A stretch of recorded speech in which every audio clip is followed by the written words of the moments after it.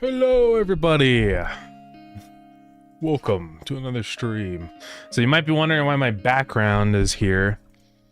NVIDIA Broadcast got an update and it's cool. I mean, the UI is better now, but it broke.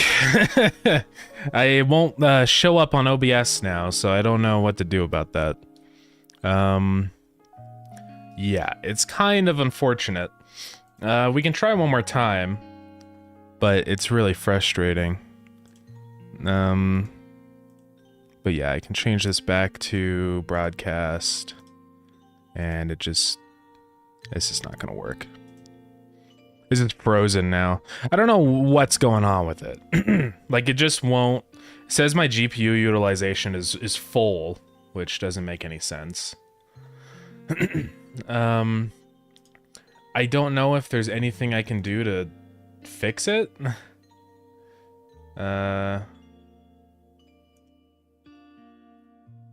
Yeah, it's kind of a problem. I can deactivate and reactivate, but it doesn't matter. I mean, we've got the preview. It's so weird because I can like see it in here. I know you guys can't see it, but I don't know why it doesn't want to work. Yeah. That does kind of really suck. So that's too bad. Oh well. I guess we're just gonna have to raw dog it. Just straight up. Let's get this going. Okay, now it's Now it's not happy. There we go. Back where you... Yeah. Yeah, what's up, Bushik? How's it going? And Louie, what's up? Welcome in, everybody. Yeah, sorry for skipping so many streams. I was just... Wednesday... I can't remember. What was the sequence of events? Oh, yeah, I had that nasty stomachache. That sucked, dude. So, yeah, there's no way I was going to stream with that. And then I was so exhausted from staying up all night trying to finish v0.11 that I just... There was no way I wasn't going to be able to stream, so...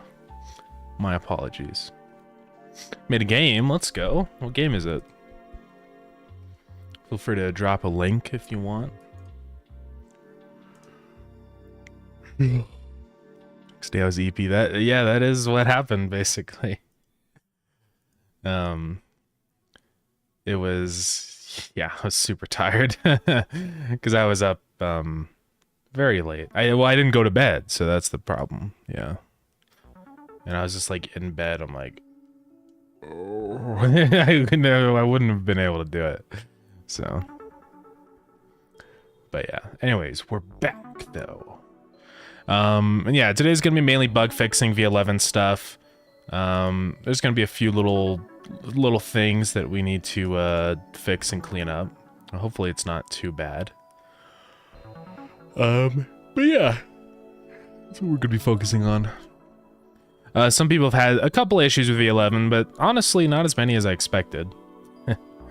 Given the fact that I rushed hard. But yeah. Anyways, let's check out your epic game, Oshik. Yeah, this is how the webcam's gonna be now. Yeah, there's something weird going on with the fishing license. We're gonna take a closer look at that today and see if we can figure out what's happening. But yeah. But anyways, let's check this out. So, look at this epic splash screen. Oshik Games animated with the Godot engine, epic.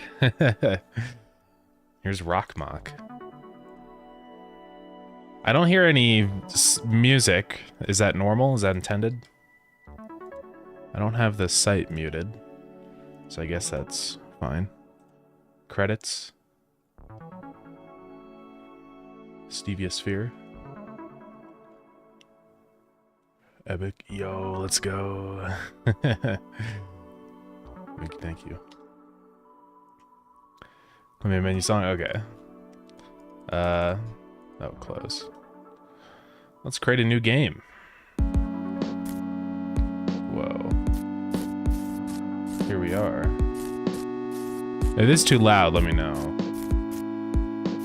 There's the Great Wall.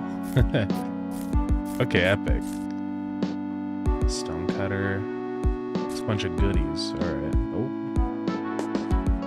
Yeah, mind. Let's go. Let's go. Lore accurate, copper and iron. Here, let's turn down the volume a little bit of the music. Okay.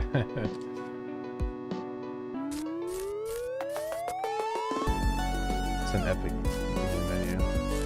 One thing that's annoying though is whenever oh dude, the music is going too hard. One thing that's annoying though is whenever I click escape to activate the pause menu, it exits out of full screen. Okay, so now let's build a furnace. Epic. Let's go ahead and oh, one is to melt iron. Oh.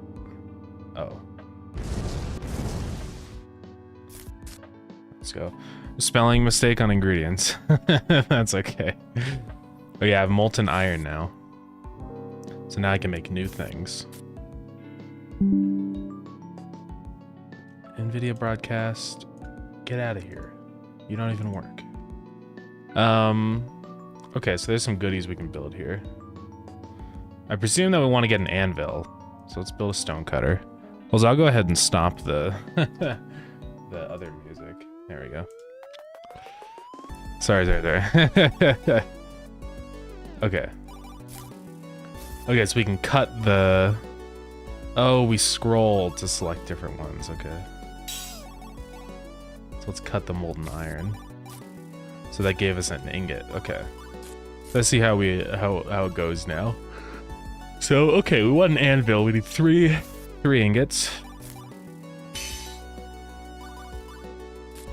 I am out of molten iron.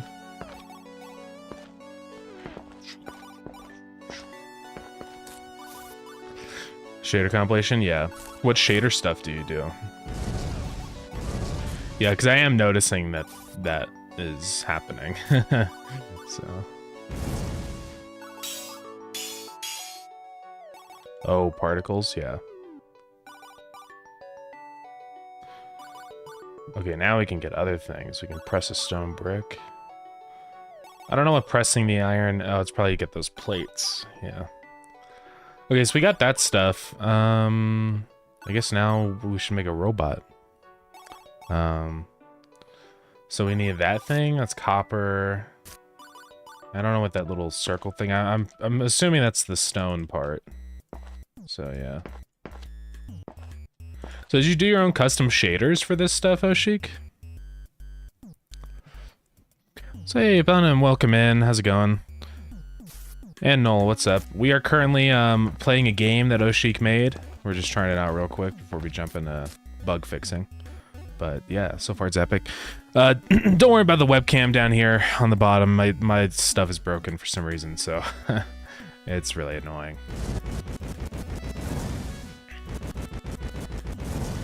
There we go. Okay, we got a bunch of iron. We have some stone. I can't read the... Okay, so we need those things. We need 3 copper doohickeys. Oh, first we have to cut them, though. There you go. Thank you for that, the hydrate.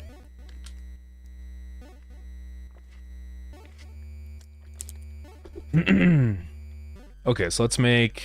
Oops. I keep wanting to press escape to leave the menu, but...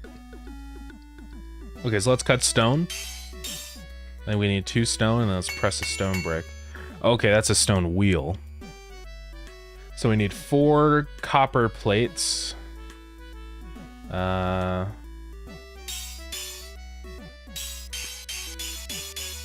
Okay. And then 2, 3, 4, 5, 6.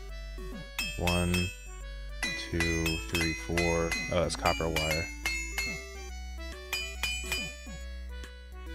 Oh, I got it backwards. No. That's okay. Alright, we're gonna build a robot.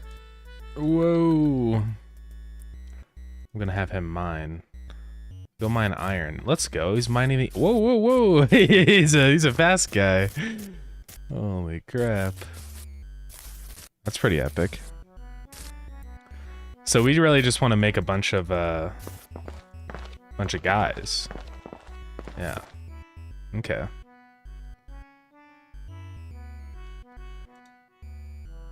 What's miscellaneous? Pet? Epic. Follow. So we can have him make stuff. Oh, he's gone.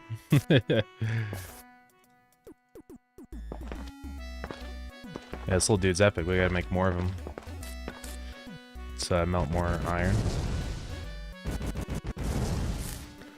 Okay, let's press another stone. Cut stone, press a stone brick. I guess we just want to cut all of our iron and copper.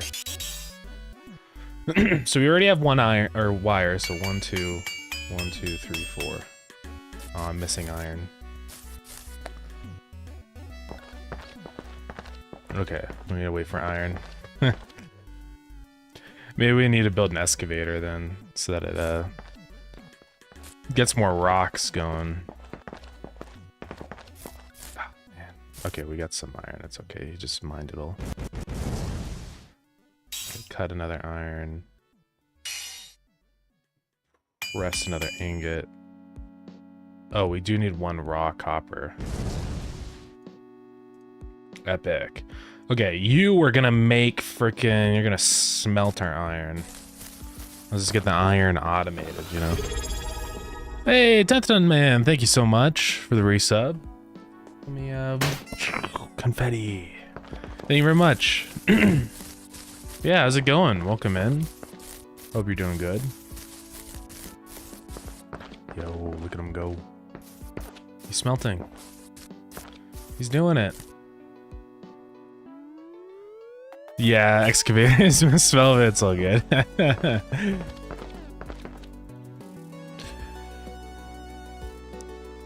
Yeah, welcome in. We are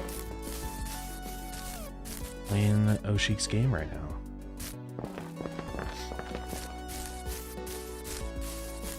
Is there anything else in the world, or is it just that little square right now? Yeah, just the square. Yeah, the only thing that's annoying is having away from our resources, but I guess that's why you build the excavator. So maybe we should focus on that, because that's kind of our limiting factor, honestly. So we need 10 stone. That's all I could do. It is kind of annoying that I can't see on the menu. This should be behind this building menu. This little list down here, so... I imagine... Oh, excuse me, that gets really annoying probably when you have a, like, fully automated robot stuff.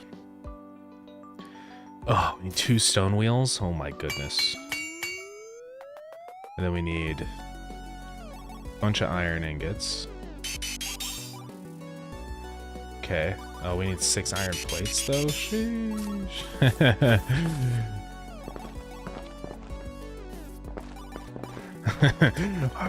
No, I'm joking. It's good. I've had a good time.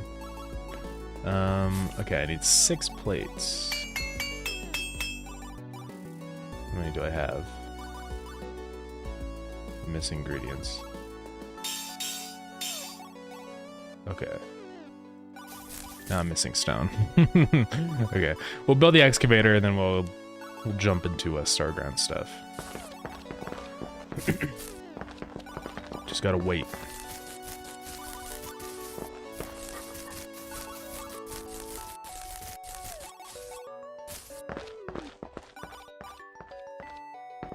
Okay, I have a lot of copper. Okay, so let's just go ahead and smelt our copper. It's gonna be quite a few. Okay. So 6 plates. I think we almost have enough. One more. Alright, so we have the plates. We need 3 copper wires, but we're out of stone, so I can't do that. I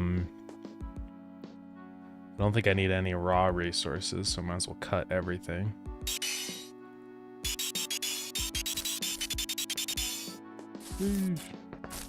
Yes, lovely stone. Alright, what do we need? 10 stone brick. 3 copper wire. Boom, boom, boom. Okay, then we just need stone brick. So now we wait.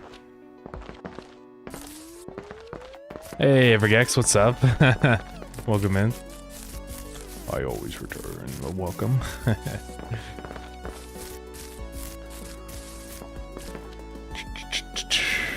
Oh, we just gotta wait.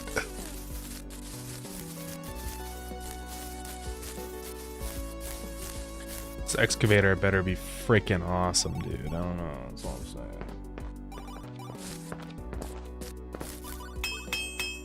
No. No. I've blundered so hard, guys. Oh, we're back at square one. God dang it.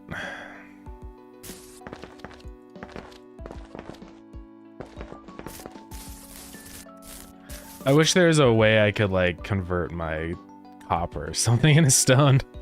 Some kind of grinder, because it's waiting for the stone kind of is a bro moment. Yeah. Because I was so used to, like, I right-clicked on the building thinking that it would open it, just out of muscle memory, and then I blundered so hard, guys. So I just saw 2 UIs open at the same time. It's probably not intentional. Yeah, it flickered.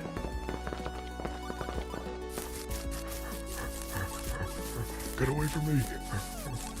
As soon as he runs back, I know it's time.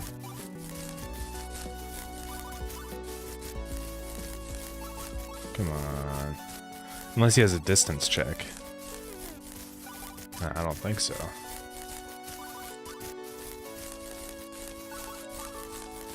This little goober's gonna go? Oh, there we go.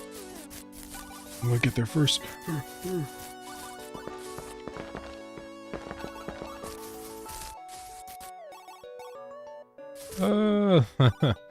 Okay, let's cut stone. Boom, boom, boom. Where are we at? Okay, I think this next batch will be it. Troy played Starground trying to build Q. Yeah, I always do that a lot when I play one game for a long time. I play Starground and then I move to Factorio or whatever, and my brain is destroyed.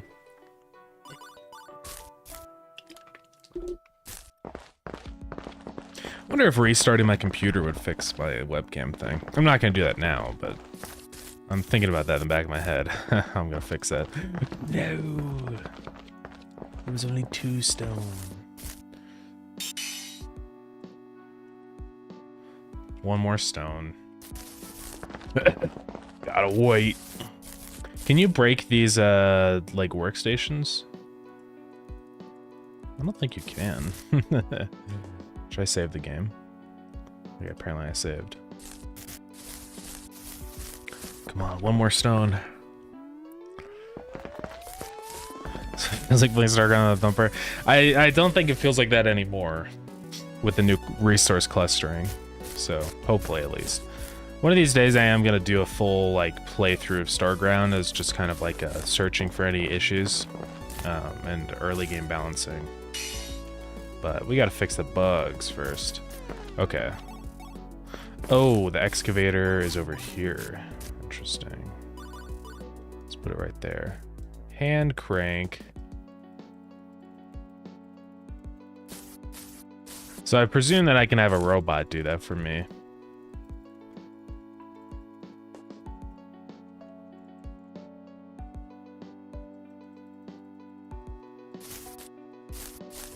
Oh, is that generating resources over there?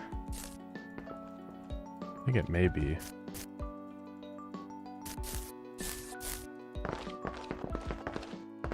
Is it just like speeding up the time to, No, I wasn't able to place it in the rock zone, so I presume it's supposed to be over here.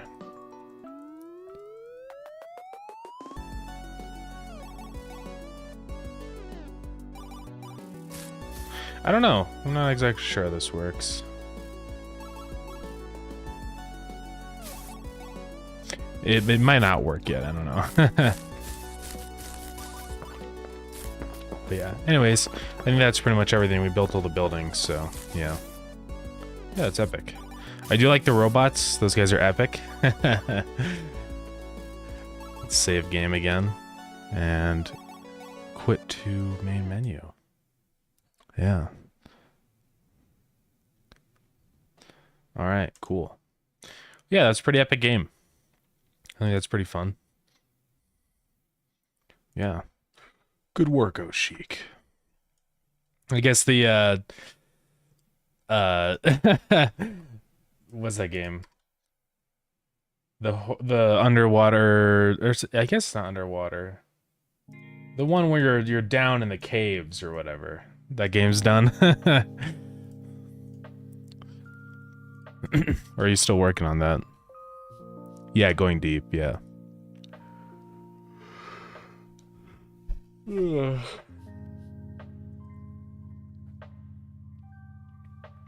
to finish this first? Oh, okay, yeah, that's totally fair.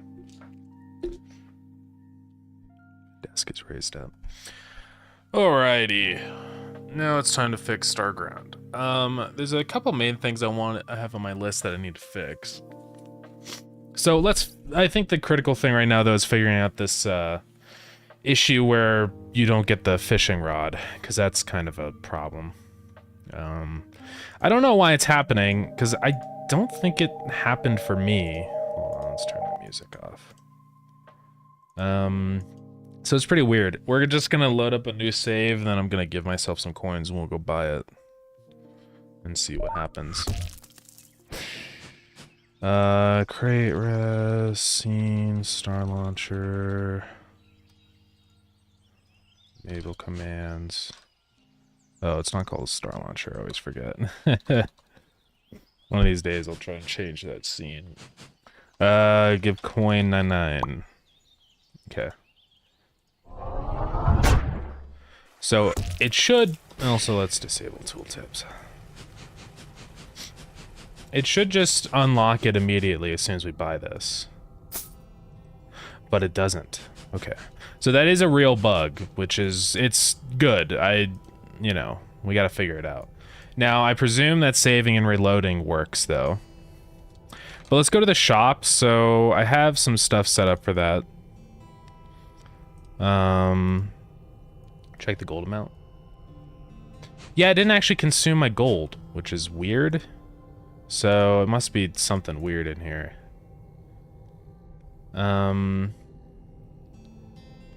See, because it should be doing this.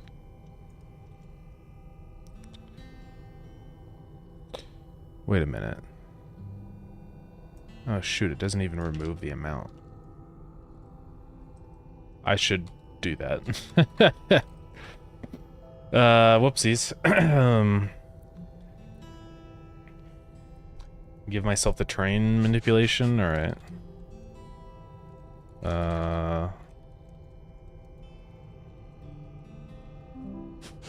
Yeah, that doesn't pop up either, so I presume that it's an issue with... Oh, I'm stupid. I'm really stupid. I'm stupid, guys. Okay, so I know what the bug is. Basically what's happening is in the tool wheel.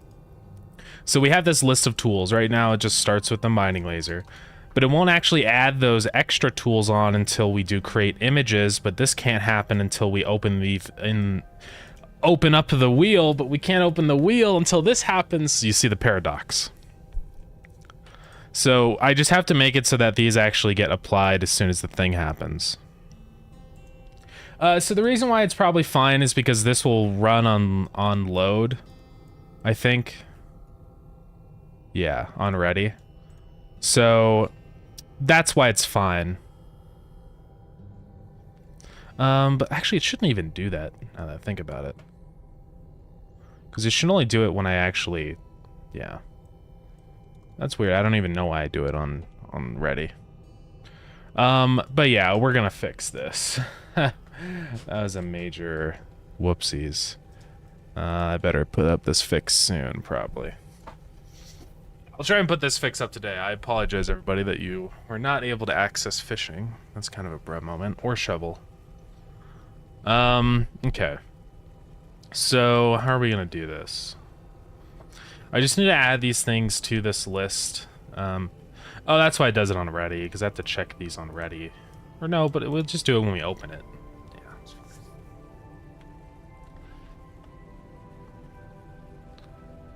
fine. Okay, let's do... I just have to check on here for this stuff to know whether we have more than one tool, right?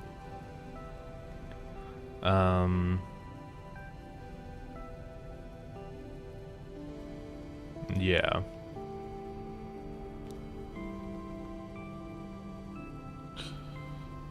So, ready visible pulse is fine.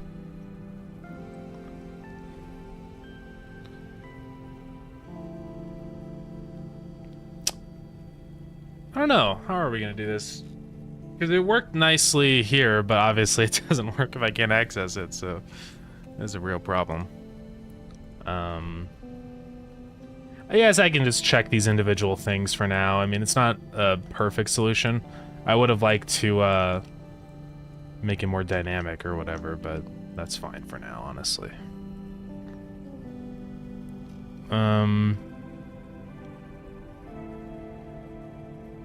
So yeah, we'll just do that, I guess.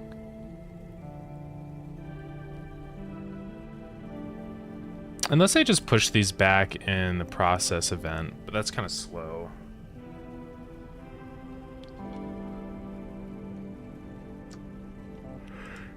Yeah, I don't really want to do that. Okay.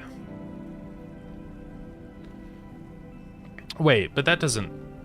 Oh, no, that's fine, I guess. It's good enough. Okay, function is just a temporary function. So it's gonna get that if shovel research incomplete. Then do that. If it has fishing rod.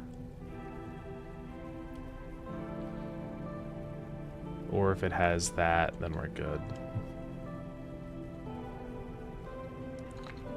As tools equals true. As tools equals true.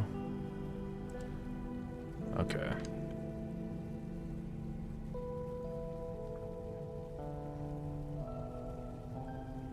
Okay, so... yeah. I guess that's what we need to check. Because if either of those are true, then it means that we have, actually, we don't have to check if that. We just say if it has unlocked the fishing rod. You know, show research not complete. Okay. So then in that case, we will return has tools. Check tools. So now instead of this, if tools is greater than 1, we're going to say and check tools. So now, as you can see over here, it's fine now. Okay. So yeah, that was just a blunder. My bad, guys. But this is what happens when you're tired and you want to get things done fast. You skip things by accident. Not that that's an excuse, but that's the problem. Okay, so the next thing we have to fix then is the little overlay thing. So bottom bar. What is the icon? It's not swap tool key. Oh, it is. Okay. So see, now instead of saying if this is greater than 1, I'm just going to say visible is equal to check tools. So yeah. All right, anyways, let's just confirm that this is working. But it should be good. So let's just start up a new game and do the same thing again. Got the CRT in and it didn't explode. Let's go. Or implode, yeah. Epic. Nice. Yeah, so it's gone because we only have 1 tool, but then if we go ahead and say research, Starground, research, manipulation. Yeah, now it shows up just fine. Cool beams. And then let's do crate, scene, spaceship. Just go make sure that the fishing rod works. Give coin 99. So we just have the shovel, but if we go ahead and buy the fishing license, it takes our money, and now we have the fishing rod. Okay. Epic. Alright, so let's also make sure that this is all good here on the purchase thing. Let's see. Because I need to make sure that this will actually fail if we don't have the money to buy it. Am I in the right spot? Okay, there we go. Right here. Okay, yeah, if it's greater than our cost. So we're good. Alright. Well, that bug's been fixed. That's good. I will push that with the patch. These are kind of a list of the things I wanted to fix. So this one can now be marked off. I know there's a way to cross it out. Yeah, strike through. Is it just 2? It is, okay. So what else do I want to fix? I want to fix the weird fish offset. I was messing around with that and then I forgot to fix it, so we need to fix it. So basically what we need to do is just set different X offsets for different fish sizes, right? So like the big fish will probably have like -14, but the medium one and the small one will be way different, so let's fix that. So here on large, we're gonna say main sprite.offset.x is equal to -14. Medium. Let's look at medium and see what would be good here. About -7. Equals -7. And then the small fish is like really tiny. I think it's like -2 or something.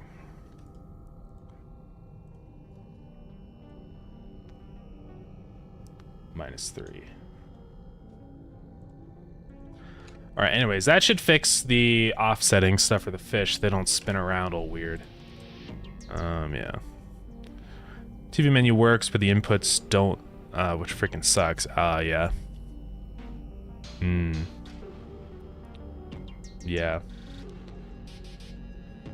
Yeah, that does kind of suck. Hopefully they can fix that, yeah. I don't know, I've never really, like, had any sent in tech to repair places like that, you know? I have no idea how that process goes.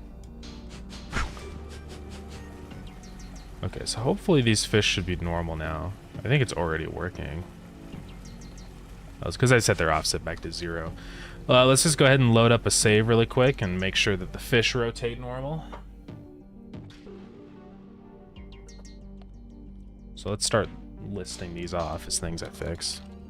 Fix an issue where tools were inaccessible after unlocking.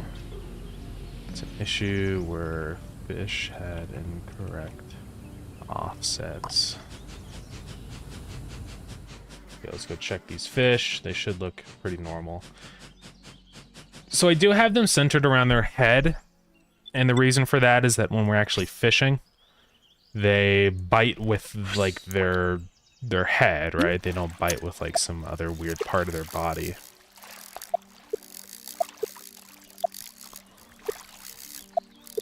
But yeah, I mean, that seems to be fine. I'm just gonna fail this. I don't care about this fish. I may decrease those offsets just a smidge more. So let's go -2 pixels on these. Maybe -6 to that one and 2 to that one. Large fish. That's fine for now. All right. So yeah, we're marking things off. So here's the next thing I want to do. I want to completely disable the physics process event when an animal is not in view of the player, right? I think it's going to really help speed up performance with these animals, because some people have had some minor performance issues with this new update. But if I show FPS, we can go ahead and run the profiler, and you can see that the fish are not great for performance. I mean, they're not like absolutely terrible, but they're definitely up there, right? So I think it would be a good idea to make an optimization here. Performance issue with big maps, yeah. I think it's just the quantity of fish that gets spawned in, because I think the bigger your map, the more fish gets spawned. Because if we do like a really big map, we can check that, right? Let's just do a enormous map. Doesn't really matter what kind of map, but let's do like some water. So yeah, we can check the performance on this. It's probably pretty slow. Because yeah, I bet that issue is just compounded on bigger maps, right? Which is why maybe it's not that big of a deal on my smaller map, but yeah, I bet for a big one like this, it's probably really slow.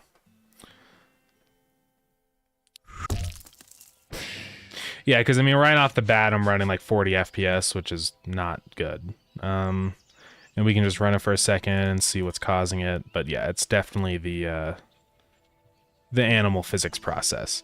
And the fish process isn't super fast either, so maybe we can look at optimizing that as well. But yeah, you can see it's pretty freaking slow. Same with the entity process and stuff. A lot of these we won't be able to completely eliminate, unfortunately. But we'll try. First things first, though, we gotta disable this animal physics process if you know if they're not nearby, and hopefully that'll be pretty easy. All this is basically just the movement stuff, right? Saying follow the player and all that business, and fleeing and all that good stuff, right?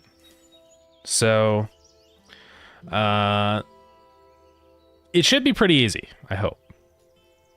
I'm just gonna add a... We're gonna need a notifier. So let's go up to ready for the animals. And let's just say... It's like on-screen notifier. So we need visible on-screen notifier 2D. So var notify. Let's actually do this.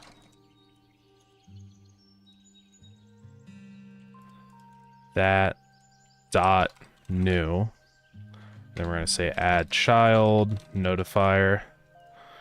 So we want to say notifier dot screen entered. We're going to send an RPC to activate the physics of the animal. So the reason we have to do it that way is because multiplayer. If this was single player, we'd be done already, but we have to say function set physics processing or something, you know. Welcome back, Louis. Well, let's see. I guess I could just do that function as an RPC, I think. Actually, no, I don't think it'll let me. So let's just make this an RPC. Say call local. So on screen entered, we're going to go ahead and say .connect set physics processing .rpc. And then we have to say .bind, and we're going to bind true. And then we're going to connect the exact opposite. So screen exited. We're going to bind false. So then in here, all we're going to say is... It's like set physics processing to whatever status is. So that should essentially just disable all of them if they're off screen. And hopefully that'll work. So let's try it out. So keeping in mind that we're getting like 50 FPS here, let's quit and reload this save. It should just work because it's just with code. What? Instantiate on a null instance. Oh, I have to restart the game. And yeah, that should work for all the animals, so it should work for macro bears and sod stars and all of the fish. So it should help a lot with just general performance. Now, there's still more to optimize. I know the process event of the fish is not that good. Just because of the way that I'm actually checking for the nearby bobbers and stuff from the fishing rods. So I do want to change that behavior. But let's just go ahead and give this a try, though. So we should go from like 40, 50 FPS, hopefully higher than that now. Let's go, think for the cheese time.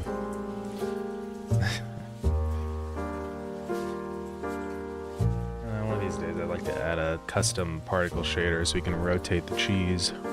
But that's a whole thing. Alright, how are we running now? It's definitely... Oh, my game is frozen. Oh. And it crashed. Everything's crashing. Okay.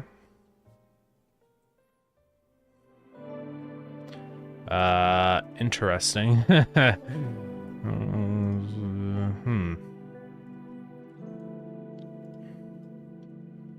It shouldn't be weird. Screen entered, screen exited. RPC bind. I'm gonna print whatever status is whenever this happens. It's kind of weird that it crashed. I don't know if that's just a weird Godot thing happening or if that's real. I don't know. Let's reopen it. It's okay. I don't know if it was cheese time or not. Hopefully it's not. Well, hopefully it is, actually. Just to be safe, I'm going to close the other tabs here, though. Okay, let's try this again. That would suck if this doesn't work for some reason.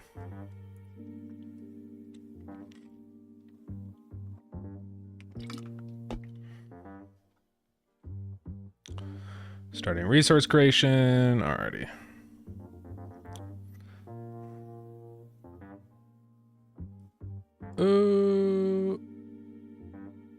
Okay. I don't know what's happening.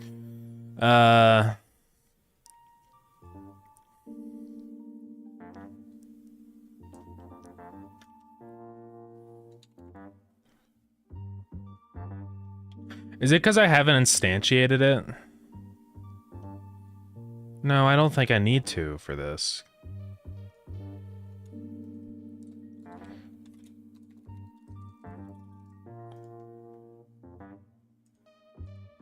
Because I'm pretty sure I've done this before. I actually don't know why it's crashing. It's kind of weird.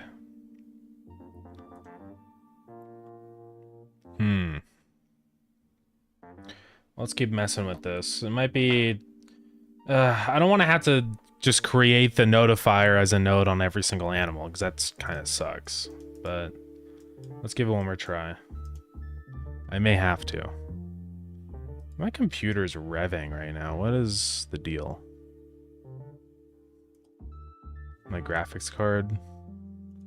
My CPU. One of these days I'm going to have to upgrade my CPU. It's not too bad right now, but... yeah. Okay, well this time it was fine, so I guess it was just how I was... spoke too soon. That's so weird that it just crashes like that, right? Maybe this is how this works. Maybe I can't do rpc.bind.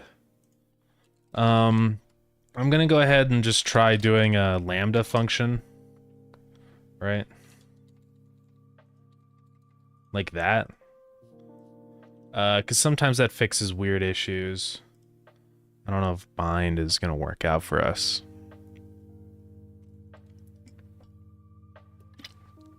Totally forgot about my kombucha.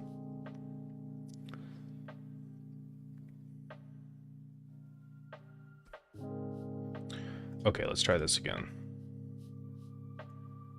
That would really suck if this just won't work. I don't know why it's being so stupid, honestly.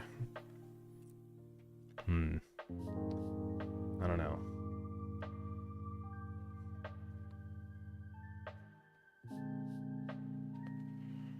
Let's hope this works.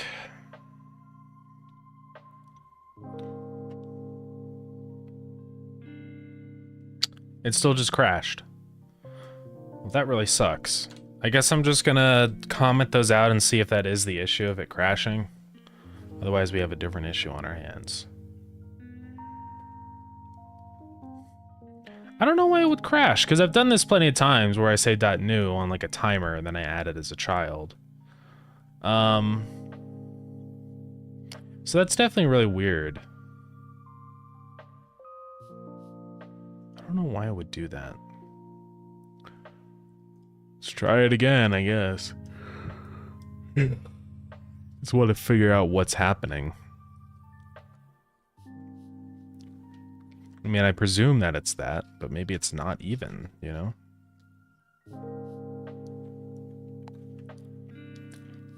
I really hate these kind of crashes where it's just nothing. I don't get any error message or anything logged. It's just like, I don't know what actually happened, but... okay. So it seems fine. It didn't crash and die this time. Is there any reason why disabling that would cause major issues? And this is just an animal.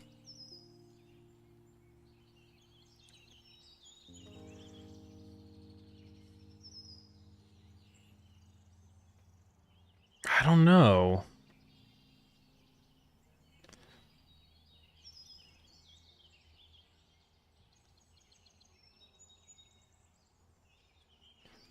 Direction. Yeah, I'm not sure. I mean, there's nothing weird happening in here, right? So why would adding a notifier just break everything? And maybe it's just calling too many RPCs or something. But I'm not sure.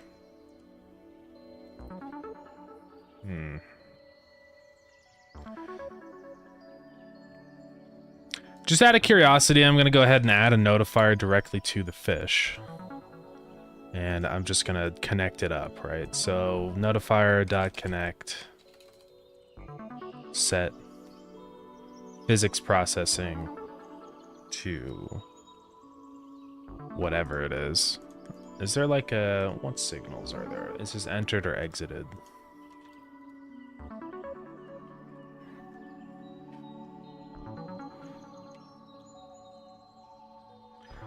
Okay, so this should just say on screen entered. Then go ahead and connect it to set physics processing true. And we'll try the exact same thing with, you know, exiting. It might scream and cry at me, but whatever. If we have to keep it instantiated as a node, then whatever, so be it. It's probably just a weird quirk of Godot that doesn't work. So hey, Debato, what's up? How's it going? Welcome in. How have you been doing? Let's give this another try.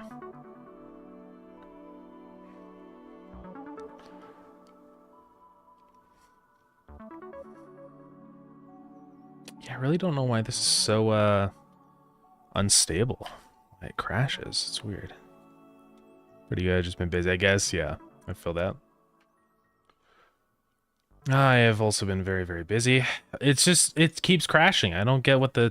So it's not even the RPC stuff. It's literally just set physics processing is our issue, I guess. I mean, it's weird because I do that with... Maybe I'm thinking of the wrong thing.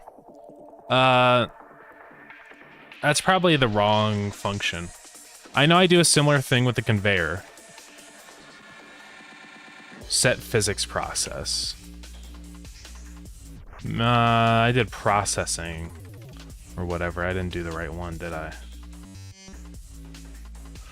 Oh, I'm stupid. I'm calling set physics processing and then it creates an infinite loop every time. That's why it's dying. Okay. God dang it, dude.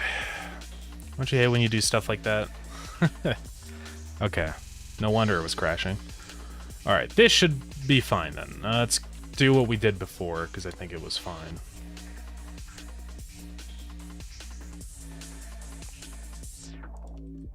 So that'll basically run it for anybody, including clients. Getting pretty anxious about exams. Matt A is no joke. Oh, yeah. Yeah, I know. I'm just destroying the CPU and I'm wondering why it's crashing. God, I'm an idiot. Okay, let's try this again. I was getting worried there for a minute that my solution wasn't going to work. And I was like, oh, this sucks, dude. But no, we're fine. It was just dumb.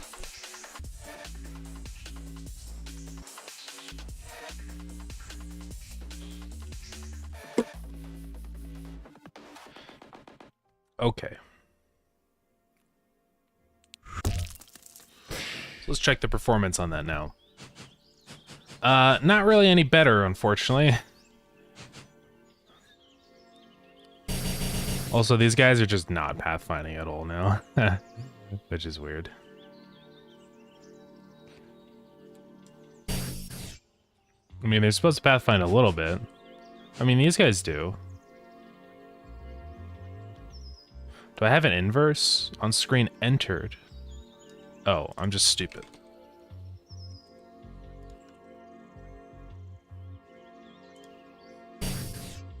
Let's reset them by zooming in. There we go. So they'll go ahead and do their physics processing when they're on screen. But then when they're off screen, they shouldn't be doing anything. So let's go ahead and profile it again and see if it's any better. Now, it's too bad. It is better, but it's not, like, as good as I thought it would be, which is weird.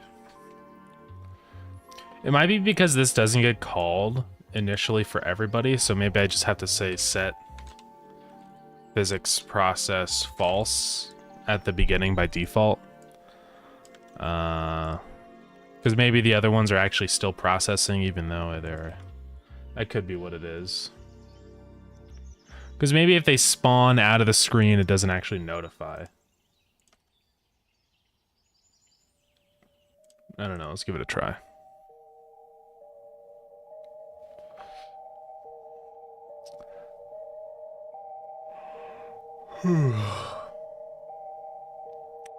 Yeah, this is really frustrating. Sometimes optimization can be really fun, but then other times it's just... It sucks. You know? I don't know. Stupid little hair. Go away, dude. Dude. Get out of here. Okay. Voice entire. I do get plenty of vitamin D, but it's just that I don't get plenty of sleep. That's the problem. That's why I'm always tired. Okay, this definitely seems to be performing way better.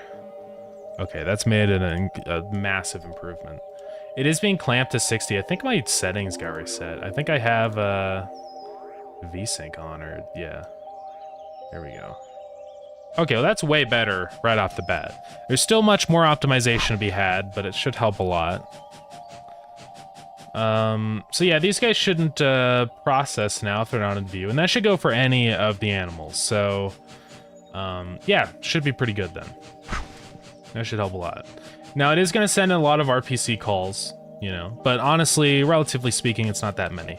You know, it's 1, 2, 3, 4, 5, 6, 7, and it's just a bool, so it's a bit or whatever, 0 or 1. So it's not that that bad, I don't think. Hopefully, and it's just tiny little baby packets. It should be fine if they have a boat in the water. I mean, let's go ahead and... Oops.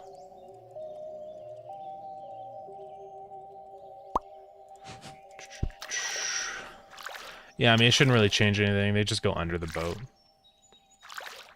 The boat's actually really nice for fishing, honestly, because it makes it way easier to actually get out here to the fish. So, yeah. Man, there's too much oil around, bro.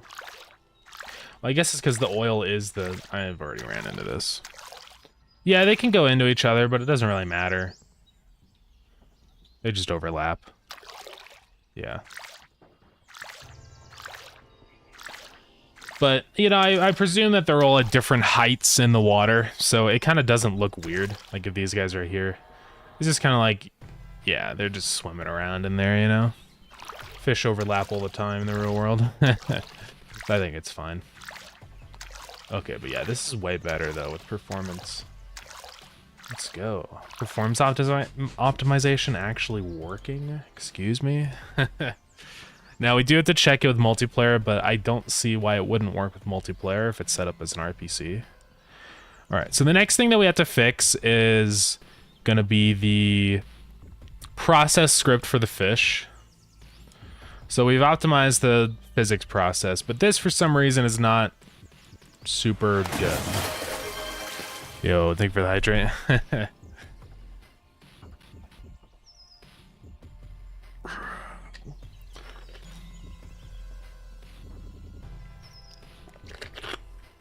From 2D perspective, yes. From 3D, hopefully not, unless some weird quantum physics are happening, yeah. So why is this so slow? This is what I gotta figure out now. Honestly, it's probably just because there's a bunch of fish. So hey, thank you for the follow. I appreciate it. A good way to always improve performance on this stuff is just try and move as much stuff into signals and stuff as you can. Just because we have so many fish, that's why it's a problem. I don't think for most animals that it would really matter, but I don't know why this guy isn't moving. Okay, he is. I'm just... It's hard to tell whether he's just vibing there because he wants to, or there's something wrong with him. Yeah, I don't know. But I think we're fine. Alright, but this is running pretty nice. So let's see.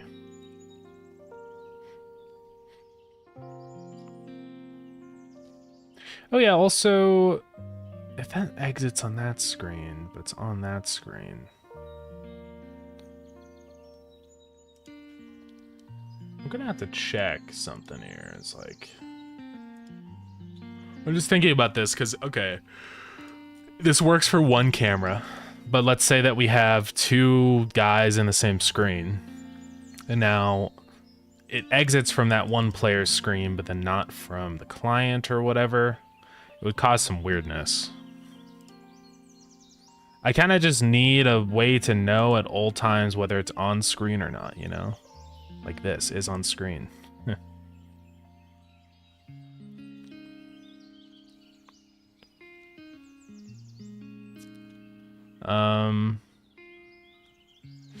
Yeah, we need to check, like, is on screen. I don't know. I'll try and fix that. It's not the end of the world if it doesn't do physics processing, but yeah, we have to get that somewhat reliable. Talk about weird physics theory. We can travel backwards in time if we can travel faster than the speed of light. Yeah. Relativity theory doesn't set a limit on the speed when we talk about the universe in a 4D space. Yeah. It is some pretty interesting stuff. I do enjoy quantum mechanics and stuff like that because it's really fun to theorize about. But yeah, some cool stuff, some cool theories and ideas. I think it's always really interesting to look into like theories for how we could achieve faster than light time or like travel, space travel, because there's like ideas for. Because you can't accelerate something with mass past the speed of light, right? I mean, as far as we know. But you could like, there's one, it's called I don't remember the name of it, but essentially what it is that it's this idea that you can warp the space-time around your spacecraft so that you create like a bubble that pushes you through space. It's really interesting because instead of, it's not you that's moving faster than light, it's just that the space around you is literally moving you. So it's very interesting. Yeah, no, there's no way to accelerate to the speed of light either. Things can approach it, especially little tiny particles, but yeah, you can never really hit it unless you're massless. Yeah. It's so weird that some things in the universe just don't have mass. I don't know. Man, the universe is weird. It's like a game. It's like a program, you know? Someone just has a float assigned to each particle in the universe, and it either has mass or doesn't. I don't know. You know, it's weird. Yeah, maybe it is all a simulation. That'd be a pretty crazy simulation, though.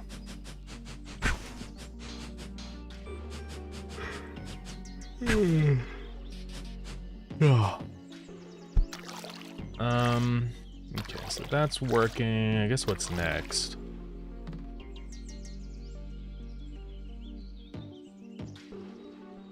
Could change space around you. Yeah, that would basically just be teleporting then, yeah.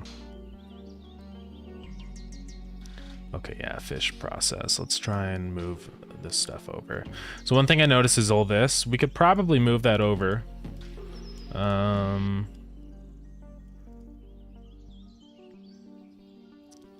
Yeah, I think I can move this all over. Because down here, it's where we say if biting. Right, I say biting here is true. So this is where I can just say struggled outplay and then set the rotation stuff. Now, something like this is a problem because it has to keep rotating and keep shaking. But I can't really do that, so I don't know. This is where it gets this is the difficult realm of optimization because it's like, I kind of ran into this with the conveyor belts, where it's like, even though this is a super optimized, like this is not that slow, it's just the fact that it runs at all. And so really the only way to actually optimize it is just to completely eliminate the entire process event, which kind of sucks because it's really hard to do that sometimes. It was the same thing with the conveyor. I mean, the conveyor is easier because it's just a matter of, you know, signals and do this if that. But this is kind of complicated because there's a lot of variables for fish and stuff and checking the target bobbers and all that business, right? So it's really hard. And it has to check this continually, otherwise it's gonna mess up. So yeah, I don't know. That's hard.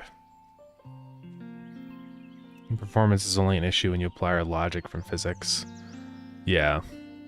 The physics of the simulation creator could be a lot different than ours. Yeah, right. Yeah, there's some really interesting ideas. Oh, we got an ad going on also. My apologies. Can really use our own science and logic to measure if it's possible to be living in a simulation with the rules that... Yeah, right.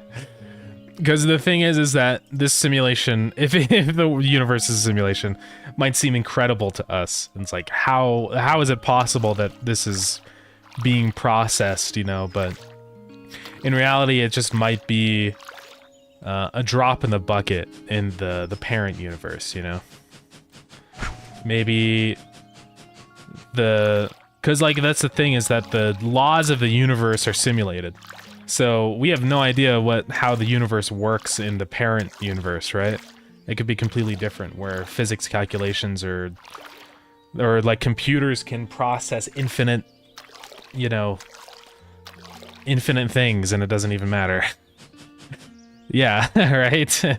That'd be crazy. School project. School even exists. Man, I don't know. There's so much about the universe we don't know. It's crazy. It's weird. Universe is so weird. I feel like the more you learn about the universe, it's just the weirder it gets, you know? You learn about, like, strange matter and you know, it gets weird. It's like, how does this stuff even exist? Why? I don't know. But yeah.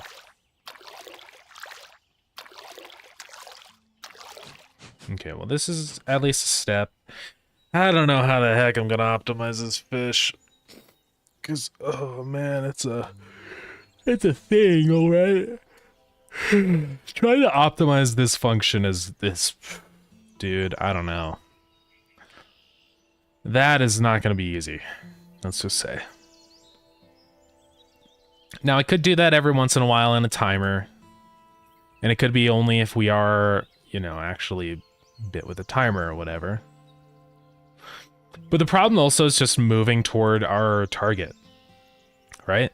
Because we need to get the target down here continually. I mean, I guess what I could do is just do the target. I could override what happens in the timer in the animal for the navigation stuff. Right, because basically how it works in here is every once in a while I will say... I'm pretty sure I set a new... In the wandering stuff, I could just kind of override that and say don't wander. Right?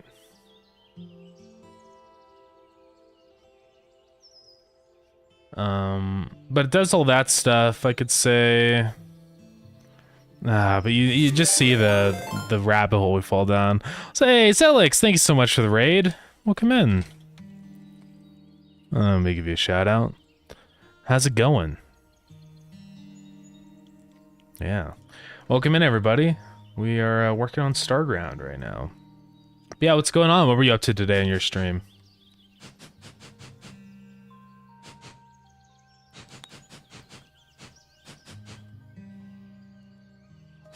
Yeah, we are optimizing. Kind of boring, but it's necessary.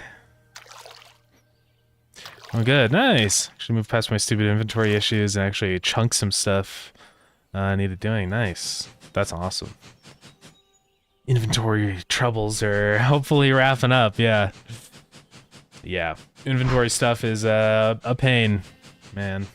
Took me forever. Took me weeks. But yeah, that's awesome to hear, though. Nice. But yeah, we are optimizing. So one thing is the fish are kind of slow, and it's mainly just because there's a lot of them. but it is kind of a big problem. I did fix the majority of the slowness. The thing that was really slow was the like the physics processing, and that involved the pathfinding and stuff and avoiding obstacles, which the fish don't actually do. But here's the funny thing about optimization in Godot. It doesn't matter if you're not doing anything. It's only slow because it is running. Right? And it seems really stupid, but basically what I mean by that is like, no way, the art. Like, here's your block of code. Here's your process event, right? So let's go dark mode. And it's all fine and dandy, and you can do stuff in here. But when you get into this part where it's just a lot of nodes, it literally doesn't even matter what's happening in here. It's just the fact that this block of code is running at all. So really, all optimization becomes with this stuff is just trying to remove the function from running, right? Which kind of sucks, because I feel like it doesn't even matter what I do in the code. It's just like, just gonna be slow, unless I do something horrific. But like the code in my process event here for the fish, this is not slow. Like, there's nothing inherently very slow about running this code. I mean, some of these things could be faster, but it's not really that bad. It's just the fact that this gets ran. And I ran into the same thing with the conveyors, where it was like, the conveyors are super slow. The only reason they're slow is just because they're running the process event. There was literally, like, because I did like tests where I just, nothing in the process event, it just running is slow. It's really frustrating, because it's like, I can't make any impact on making these fish run faster unless I just somehow completely move everything out of the process event, right? And that's always really stupid. I hate that that's a thing. And, you know, you also see that now with the entity process. Dude, I don't know how I'm gonna optimize that one. Because there's just stuff that has to happen, you know, in the process event. I can't get rid of this stuff, because then it just won't work. So, I don't know. I'm not really sure how I'm gonna do it. But yeah. I'll sorry if I missed any messages here. Yeah, love philosophy, really funny. Just play the idea as it is, yeah. I've been doing a lot of Rust programming lately. Kind of nice to watch yourself excel on something. Yeah. That's awesome. When my guru gonna be revealed? Yeah, I want to do it soon. I think that's gonna be the next update. Because it's gonna be all about questing and stuff, and I imagine the guru will probably be more involved in that kind of stuff, so stay tuned. But yeah, I make it a compute shader. I could do that. Yeah.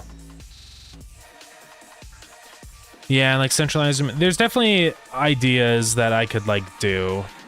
I guess the difficulty is just because I want the fish to be able to be like animals. Because one thing that I kind of like is the fact that you can actually kill them. You can just punch them, right?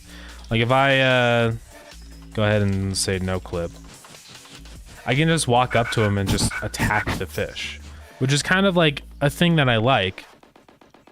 I could, but I don't know. I mean, I guess I'm willing to sacrifice that if it means making them run better. I mean, it's not the impact now on the fish is way better. It's not nearly as bad as it was, and it's really only a kind of an issue on the really big maps. But I don't know. It's still definitely a big impact though. I mean, 2 milliseconds is a chunk, let's just say. So I don't really want that to have that constant overhead, right? That kind of sucks. Yeah, it's a tricky thing no matter what, because any idea other than finding a simple fix for what you have now equals time. I know, that's the problem too, right? It's really time consuming to try and fix this stuff. I mean, at least I've gotten it somewhat optimized, you know, but still I know there's much more to be done. I mean, really, there's only two options for this, right? It's either, you know, here's our two options. I decrease the number of fish, or I'd spend, you know, 1 million hours trying to figure out how to optimize it. And this is the route I went with the conveyors because I know they're really important to optimize, but yeah. The starfish guys. I did I did slaughter some guys. Don't worry about it, guys. It's okay. I'm totally not evil. It's totally not fun to harm innocent animals. Only in video games, guys, I promise. But yeah. I mean, there's a lot of fish out here that aren't doing much. But I don't know, because I need the fish to exist. I mean, I could decrease the number of fish. I mean, that's one option. But I feel like this is a good amount, though. I don't feel like the amount here is too much, right? And this is the problem, is like, to make any kind of meaningful performance impact on that, I would have to basically like halve the number of fish, but I only get half the performance boost, you know? So it's not actually that good. Because what, we dropped from 2 milliseconds to 1 millisecond, that's still a long time in terms of performance. So, because the whole thing here is essentially, these milliseconds it's our budget, right? Our performance budget. We have to keep that below 16, otherwise the second it goes above, the game drops below 60 FPS, right? So it's just this battle of like optimizing whatever you can so that you have space elsewhere, so that you can move your budget around for performance. Yeah, it's so difficult, man. I mean, there's some stuff that I could probably do for the fish. But it's gonna be a nightmare, I'm not gonna lie. I don't know if I'll ever really be able to fully optimize the animal process and stuff like that, if I'm being honest. Because there's stuff in here that just has to happen. Like, if we look at the process of the animals, right? So we have, like, the dying stuff, and we're setting them move vectors, fleeing. We have to run those checks. Now, I could disable the process event on fish.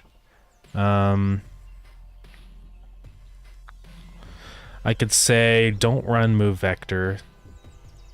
Don't run fleeing time. And then turn this into like a more signal thing, right? I really do need a signal for has died. I don't know why I haven't done that yet. That'd be way better though. Because then I could just connect a signal if has died, then queue free. And run these two things, right? So that could help. But again, it's not going to completely eliminate it. I mean, okay, the entity process being 1 millisecond, that's fine. It's not great. I don't want it to be that slow, but, you know, I think it's okay. Just swapped in an old routine to my new code base. I'm not sure if it's noticeably faster or slower, but it's smaller, and that's a bigger priority for me. Yeah, absolutely. My game's running on ancient hardware. I have a manager that distributes tasks across frames, but I don't know if that would help here. Yeah. I don't know. I mean, yeah, we could go like the manager route of processing a lot of these guys in just one global script thing, right? But here's also the other part of optimization, is the more weird and specific that these things get, the less moddable they also become, which is kind of a unfortunate side effect. It's really a constant battle. It's a battle between modability, performance, and ease of implementation. You know? Because it's like, oh yeah, well I could code the whole game in C++ and that would probably run better and be more moddable. But then the amount of time balloons, you know, so it's a constant trade-off. It's like those triangles that you always see, you know, like optimization, you know, time, and modding. You know, you can only have one point. You gotta pick one spot on the triangle, right? So you could, ideally, I guess we're aiming for a middle solution, you know? But it means that each one of these aren't gonna be perfect, so, I don't know. Also, wouldn't you be able to utilize fewer process and save on performance instead of running 10 different things? Yeah, run it a single one set. Yeah, basically just with like a manager kind of thing. Like, I could do that, but I don't think it would really... Because the thing is that, like, the fleeing time, that's a timer. A lot of this, I think what would be easier, honestly, is just trying to convert this into signals and events instead of in the process event, right? Because I've done it before. I mean, I think I could eliminate this process event in the animal script. It's just a matter of moving this stuff into a signal. This is going to be kind of tricky because that does need to be in the process event. But maybe what I could do instead of doing it there is kind of calculate that somewhere else, right? The move vector. I don't even know where I use the move vector variable, but it must be somewhere. I thought it was in here. I don't know, but we can probably figure it out. God, imagine programming in Rust. Yeah, I don't know. It'd just be way harder. I just don't have the time to create my own systems and stuff for this, right? Unless I want to dedicate 10 years of my life making Starground. And I don't. So... Perfect is the enemy of good. That is true. Yeah. Yeah, I think events are definitely, yeah, I think our path forward of just trying to optimize this stuff. I guess just go ahead and get started. Let's try to optimize this animal process script, because this is easy. So I'm gonna add a new signal to the entity class. And this is gonna be signal has died.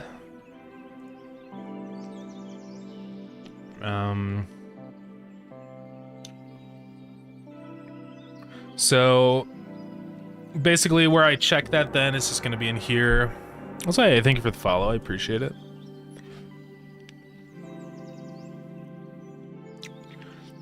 That's doing on death. Okay, so it's down in where the entity gets hurt, right here. So we say right here, has died true. I'm gonna say has died dot emit. Yeah. And now we can actually connect that up. So let's go back to our animal script.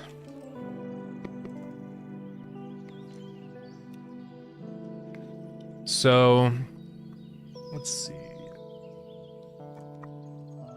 Down in the process event. So now we don't need this anymore. We can just go up to the ready event and we can say has died.connect to a lambda function that does this. Right? Pretty easy. So that right there kind of takes a chunk out of our process event. This Godot Gamedev engine performance is amazing. We're gonna spend some time working on pretty much everything. Yeah, man. I'm gonna go to bed now. I need some sleep. Bye bye. Sounds good, Debla. Thanks for popping in. I appreciate it. And get some good Z's. All right, so this is where it gets a little trickier. We have this move vector thing, but I don't even know where that's being used, if I'm being honest. Okay. So move vector is happening in the animal because I'm snapping the velocity sync. I guess I probably do that so it doesn't do the thing where it flickers, I presume.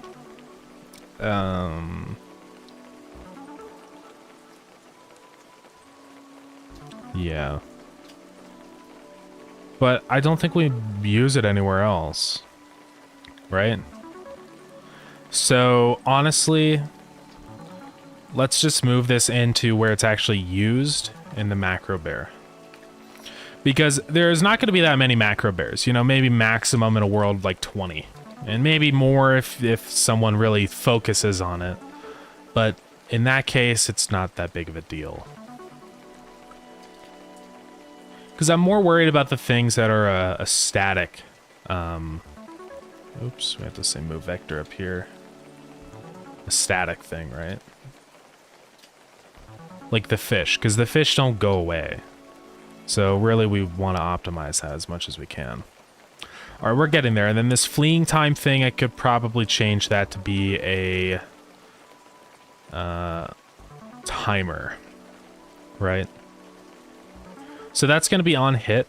I think I'd probably connect to signal. Do I?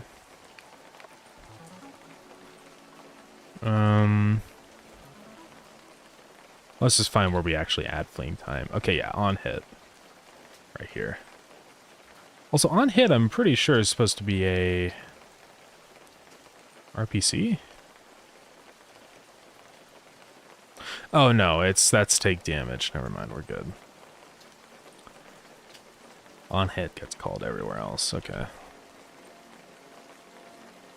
Which is kind of weird that I do it there. I should just make that a signal, honestly, but it's okay. It's a bygone from a bygone. What is it? Bygone? From a bygone era. That's what I meant to say. So here it says fleeing time is 5. I think what I could probably do instead is just go ahead and make a function for that, which is set fleeing time. Right? And we could have a timer for that. A scene tree timer. Or we just go ahead and create a timer node. But then that means we have to have a timer node for things that probably don't need it. Although nodes don't have that big of a performance impact, I would like to decrease the amount wherever I can. So I'll say flee timer. Then we're going to say flee timer is equal to get tree dot create timer. So this is where we can create our timer. And our time scale, I don't think we need to do any of that stuff.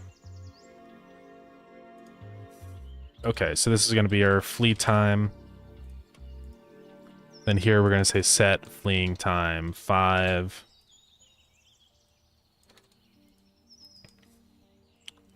Okay. So see, now it means we don't need this anymore. So we have finally eliminated the process event. So that's just for the animal, not for the fish yet, but it does help either way. So it also means that now for the fish, we don't need to inherit the super event because there is none. Actually, we do. I forgot, yeah. Because there's the entity process. Okay, so essentially what we're going to do here is check. So when we do create timer, that'll return a scene tree timer. Now, I believe that this will automatically null itself out when it's done. Timer will be dereferenced after its time elapses. Reserve the timer, you can keep a reference to it. Okay.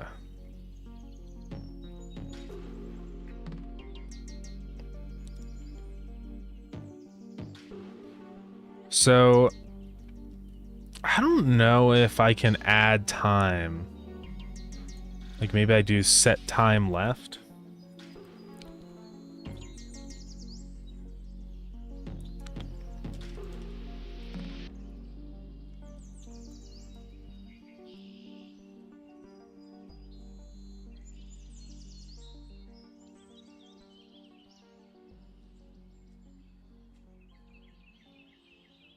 I don't know. Because I bet if I do that, it's just gonna disappear. We can try it, I guess. Okay, see now it's... Now it's complaining. I hate to do it, but I think it's just going to be better in this case to do a node. I mean, we already do all these timers, so whatever. Right? Fleet timers, timer.new. And then down here, it's just a matter of saying, you know, add it. And we can do it only on the server, so if server, then that's where we say... It doesn't really matter. We'll just say add child fleet timer.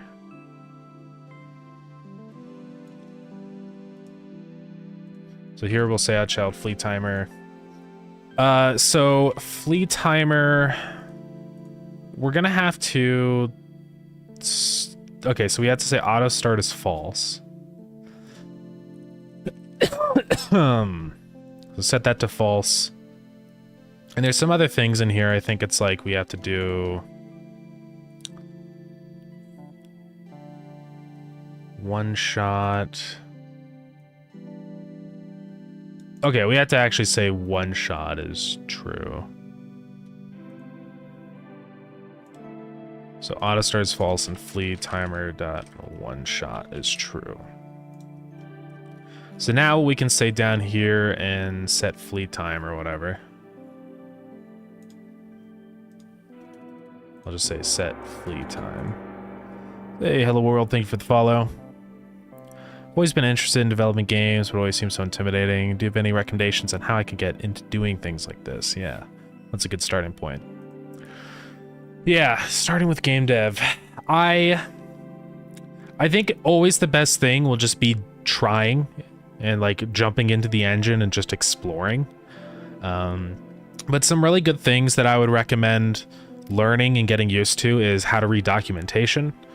That is a massive help for when you're starting out. Because it just tells you what things are and how to use them, right? So it's like, here's the documentation for the class of Vector 2, right? So as a beginner, if you know how to read this, then this tells you, this really helps you figure out what a Vector 2 is and how you can use it, right? So it's a 2-element structure. It represents 2D coordinates, right? So right off the bat, you can say, okay, well then I'm probably going to use a Vector 2 for all of the coordinates of my objects and stuff. You know, so like the player will have a Vector 2 for where it is. And it does. It's called position. But yeah, just reading through documentation helps so much with this stuff, right? Because you can see all these different functions like, oh, I can get the angle from a vector. So hey, thank you for the follow. I can, you know, clamp this vector and lerp it and move it and multiply it. And it just shows you everything that you can do with this vector class. So I really recommend that. And you can look at the documentation for all this stuff. I mean, there's a million things in the documentation. It's especially helpful, I think, just like if you want to do a 2D node or whatever, look at the 2D node script. And, you know, pretty much every engine is going to have documentation like this. So I do love the Godot documentation, but I know Unity has its own and Unreal and whatever, really, right? So don't do what I'm doing, write your own game engine. Yeah, I would not recommend starting out with that. But you know, there definitely are pros to that, though, for sure. But this really shows you a lot of stuff. So it's like, oh yeah, there's that Vector 2 that we read up on. So every 2D node in Godot will have this global position variable. So now you can like think, okay, well now I know that this has a position. I can like modify that position in my code, right? So it's like, if I want to teleport something, I can say position is equal to a vector 2 of wherever I want the new coordinates to be. So you can start to piece these little bits together and realize how you can do things that you want to do, right? But yeah, I mean, you can also look at tutorials, and tutorials are okay, but I wouldn't do like the big ultra mega tutorials. A common problem with following tutorials is like what they call the tutorial hell. You're basically just stuck in this loop of following tutorials, but not really understanding what they do or why you're doing the thing that you do in the tutorial, right? Which is a big issue because people get stuck in that zone for a long time. where you can't do anything without following a tutorial. And I promise you there will be a time when you will have to do something without a tutorial because it's probably going to be something that nobody has done before. It's not all the time that you do that, but there's been a lot of things in Starground though that I have just not been able to find a tutorial for, right? Especially with a lot of the multiplayer stuff, and that's where reading documentation becomes incredibly important.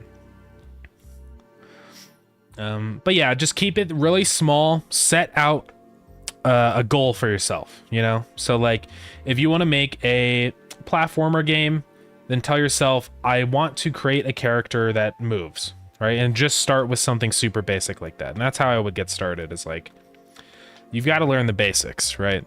So starting with something basic will help you learn that. But yeah.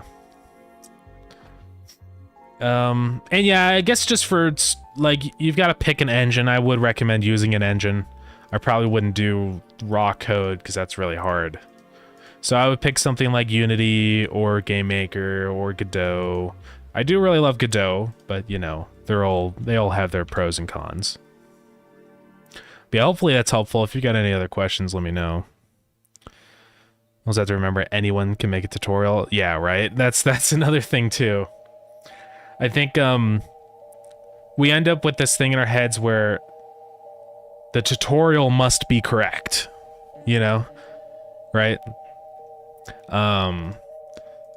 But the truth is that a lot of times some tutorials are really bad. Yeah.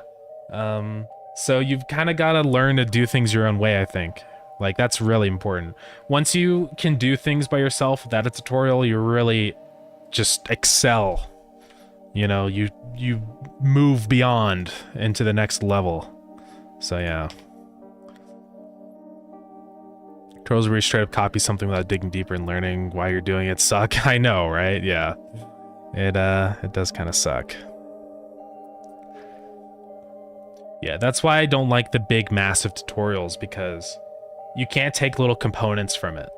Like, basically it's what you get with those huge big 8-hour long how to make a game tutorials is you make this game, but the problem is that it's so interconnected in here and everything's like depends on each other. A lot of the times it's not structured to be very modular. So really what you end up with is just, oh, I know how to make this game, but I don't know anything else. Right? So that's the problem with those that I always find.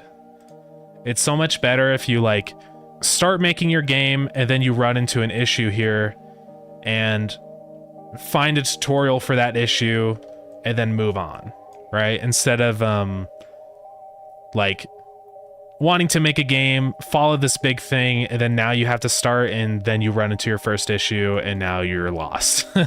It's just bad. So yeah. Let's see here though. Yeah, this has to be a timer node. This also has to be a timer node. Whee. And this one has to be a timer node. Yeah, I agree. Pick an engine. Oh, hold on. Yeah, also get familiar with data structures. Definitely, yeah. That's what documentation is super useful for. Used to write docs for a game engine. Oh, yeah. Had to test all the tutorials. Making everything modular and as atomic as possible is a must. Absolutely, yeah, right? Because if you want people to get anything out of it, it's got to work for their game. Because if it's just this generic solution that only works in this one, or not generic, if it's this hyper-specific solution that only works in this one specific case, then it's not really that helpful. Unless they're running into that exact scenario in their game, right? So it's like, it's got to be pretty generic. It's got to be flexible. But yeah. Okay, so this has wait time. I don't think wait time. I'll just call start. I guess I'd want to set wait time. Oh, I thought time left is what I want to do.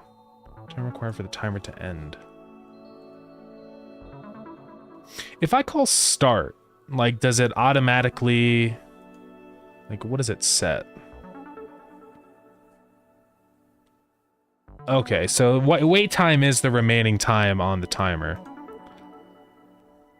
So we'll go ahead and just do this then and set flee. So we're gonna say if flee timer dot is stopped, then go ahead and say flee timer dot start flee time. Otherwise, flee timer dot wait time is equal to flee time. So that should work, I think. Yeah, it should be one shot and stuff, so let's try this out. Hopefully it makes another little chunk of performance improvement now that the animal process doesn't exist. Life-forge key when you can become a master at lockpicking. Yeah, right. That's a good, what's the word for that? Allegory? Is that what I'm thinking of? Not an allegory. I'm stupid today, guys. The word for like... I don't know why it's a common word. I don't know why I'm blanking. Analogy. That's what I'm thinking of. God. I'm crazy, guys. But yeah, it looks like that has made a little bit of a performance improvement. We can look at the profiler and start it up and then stop it. So yeah, the great thing is now there's no animal process in here. There's still a tiny smidgen of animal physics process, but it's pretty fast. Now there is still the fish process, but at least that's the only thing we have to deal with now, right? So it's not really that bad. So yeah, hopefully we can get this running pretty good. Yeah, this spawn is terrible, but it's I did it to myself on purpose. Just because I needed lots of water. But I'm gonna go ahead and create a macro bearer. Oops. So I need to test that this guy runs away. Okay, so he doesn't run, and I know why. It's not really a big deal. So we just have to go fix that.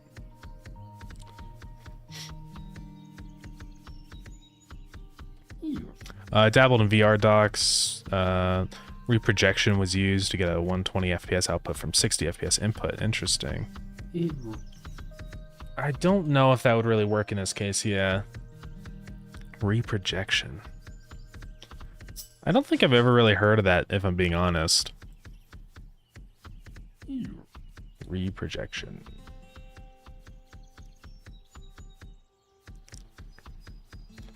Okay, so that's interesting. Here, r/5. What is reprojection?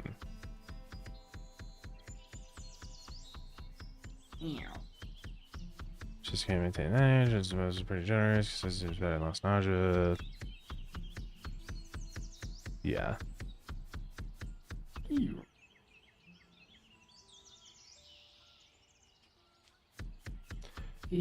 Okay. Composer dropped halftime mode wherever there. Oh, okay. Yeah, I don't think that's gonna work in this case because the problem is not like the refresh rate of the screen or whatever. It's the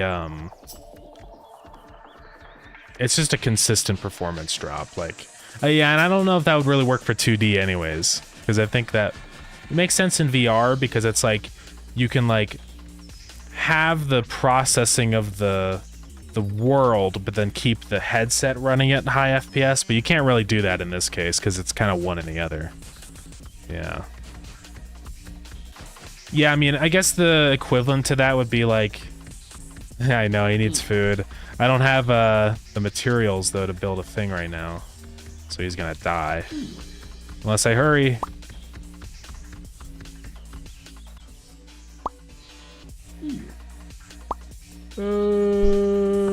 Okay, we're good. He should eat in a minute. Basically how the animals work is I think he takes 60 seconds to eat. Although he's taking a really long time. I need to double check on that. I don't know if this is normal. I don't think he's supposed to take that long. I think something... Okay, he did eat. But I'm pretty sure he was supposed to die. I think it's because we just made that change. Because in here with the animals, when they starve, I think I know what happened. Right, so it's in wherever it is. It's not in process anymore. It's like the eat timer. Grow up, try eat. So I think what happened in here... God, all the ads, dude.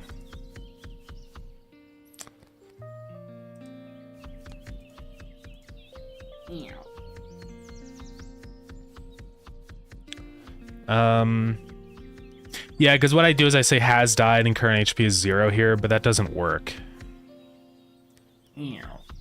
So I just have to say has died.emit so that gets called. Or I say has underscore died. Okay. So let's just test this again and make sure he actually dies this time. Let's create another macro bear, and he should wither away. Hey, Sikelos, what's up? Welcome in. How's it going? How are you doing today? We are currently optimizing and making things run faster, because the fish are kind of slow, and it's just because there's a lot of them. But yeah. I am fixing some weirdness with the animals. I changed how the has died stuff worked, so now I have to fix that. And also, I'm gonna have to fix all the flee time stuff, this fleeing time. Now what I can say, I think, is just if flee timer.wait time is greater than 0, then we know that he's currently fleeing.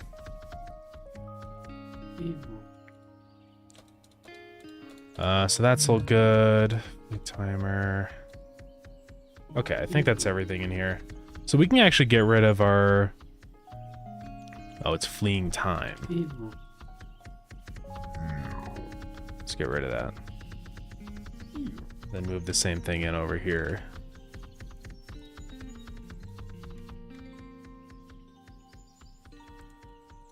Alright, so that's been worked out. Okay, these guys should die. And they are sprinting right now. I don't know why. They shouldn't be.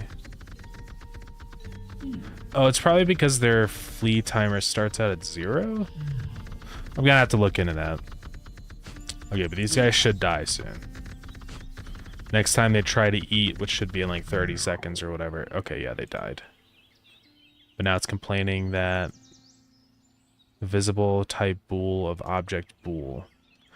It's probably because I messed up some stuff. So let's resave.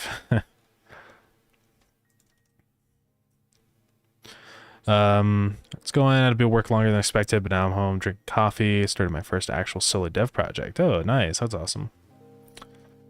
Congrats on that. What's the premise? Also, sorry, Owen. In my engine, I'm throwing away 2/3 of the CPU time on chasing the raster. Can manage a consistent 9 FPS, but it's turn-based and it's 8 bits, so it's acceptable. Ah, yeah. Yeah, with this, I don't think I'd be able to pull off 9 FPS. I think that'd be a problem. Unfortunately. It is nice having physics processing kind of a separate cycle, because it means that for slower things or things I don't need to do every single process frame, it's better. But yeah, not super complex, but I need something more than silly tower defense game that I did a soundtrack for, but isn't a demonstration of my actual ability to implement audio. Yeah, I totally get that. Making something that can actually kind of show off your skills. Yeah, rhythm game, that's awesome. I think that'll be fun. Nice. Yeah, you're always welcome to drop a link whenever you have one ready to go. I do enjoy checking people's projects out on stream because it's just kind of fun too. Honestly, I enjoy doing it. But yeah. So let's see here. I'm just making sure everything's good. I don't know why they're still running because they shouldn't be. If the time is set to 0.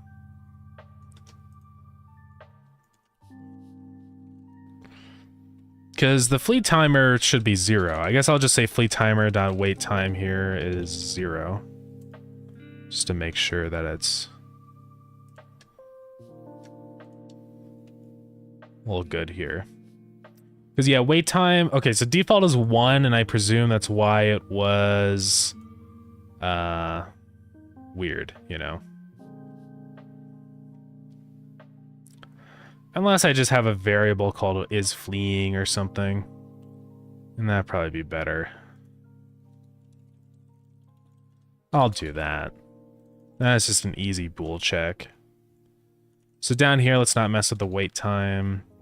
We go into the start flee, or wherever it is, set flee time.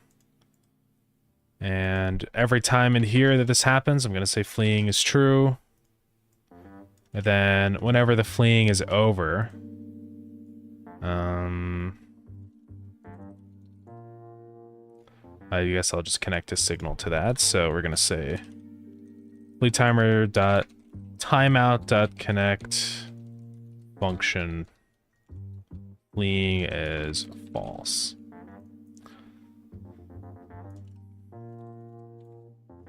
So now wherever I say wait time is greater than 0, I'm just going to say if fleeing.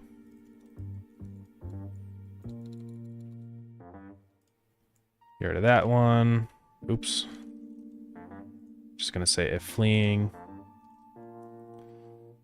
Let me make sure that we're all good here. All right. I think we are good.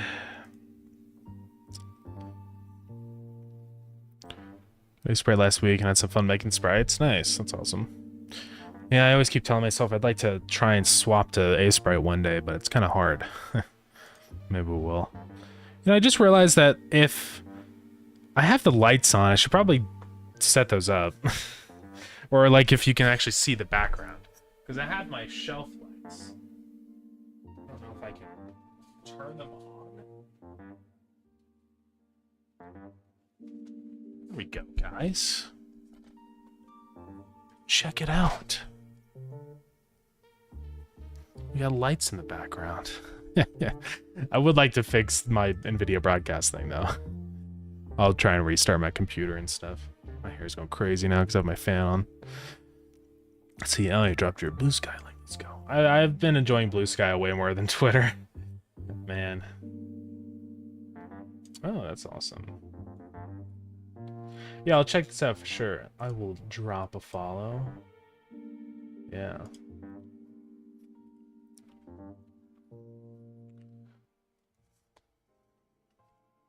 The problem is in the type of game. The problem is that the guy I was working with made it impossible to work with him. Oh. That's... yeah, that kind of sucks. Yeah, because he refused to use branches on GitHub, and I lost so much work from reverting. That's bad. That's a bad sign if people are not willing to do branches. Because you kind of have to. You don't really have an option when you're working with multiple people. Otherwise, it's just going to be a nightmare of losing data and having to fix conflicts all the time. So, yeah. That is a big problem. I had no particular reason to get A-Sprite outside of needing a program that was close to free, and $20 isn't a bad deal for our program. Yeah, that's really not bad. Yeah, A-Sprite's, I'd say it's priced pretty fairly compared to how expensive other art programs are, man. It's honestly, yeah. Thank you, yeah, no problem.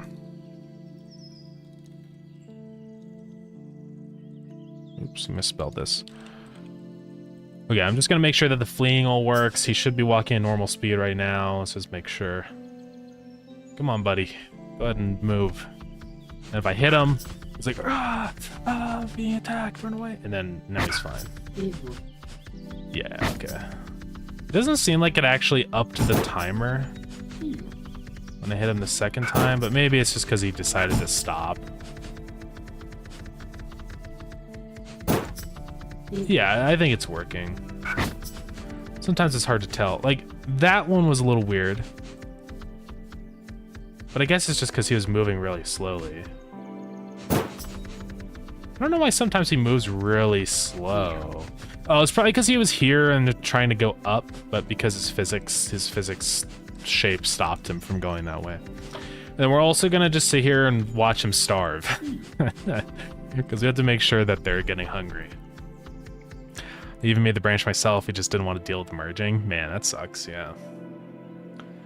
I've had a lot of collab drops, or collabs drop out over the years, yeah.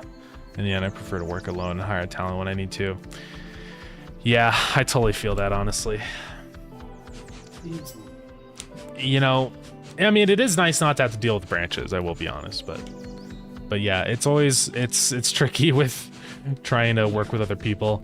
I did a lot of game jams in college with my fellow peers, and it just never really worked out. I mean, like, it was fun and all, and, you know, it was just for fun, but it's really frustrating, though, when people sign on to the project and they're like, I can't wait to work on this game jam, and then they don't do anything. So yeah. Sometimes, really, the only person you can fully trust is yourself. Okay, good. He did die. And I also just want to make sure that hitting him should kill him. It should. I don't think it... But, you know, when making changes to the health stuff, I have to make sure.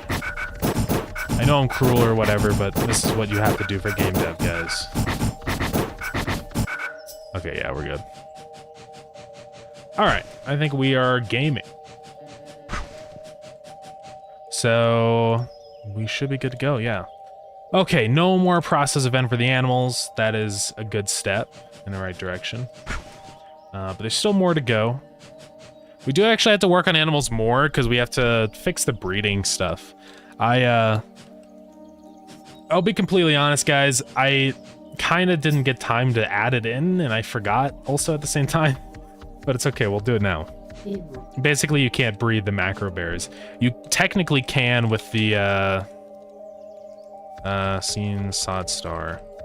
You technically can quote unquote breed these guys, but they just kind of grow big and then you can just right click for free, which isn't what I want. I want to get it set up so that when you hover over these guys, it shows above their head like a little you know, icon for what their stuff is. So we're gonna do that.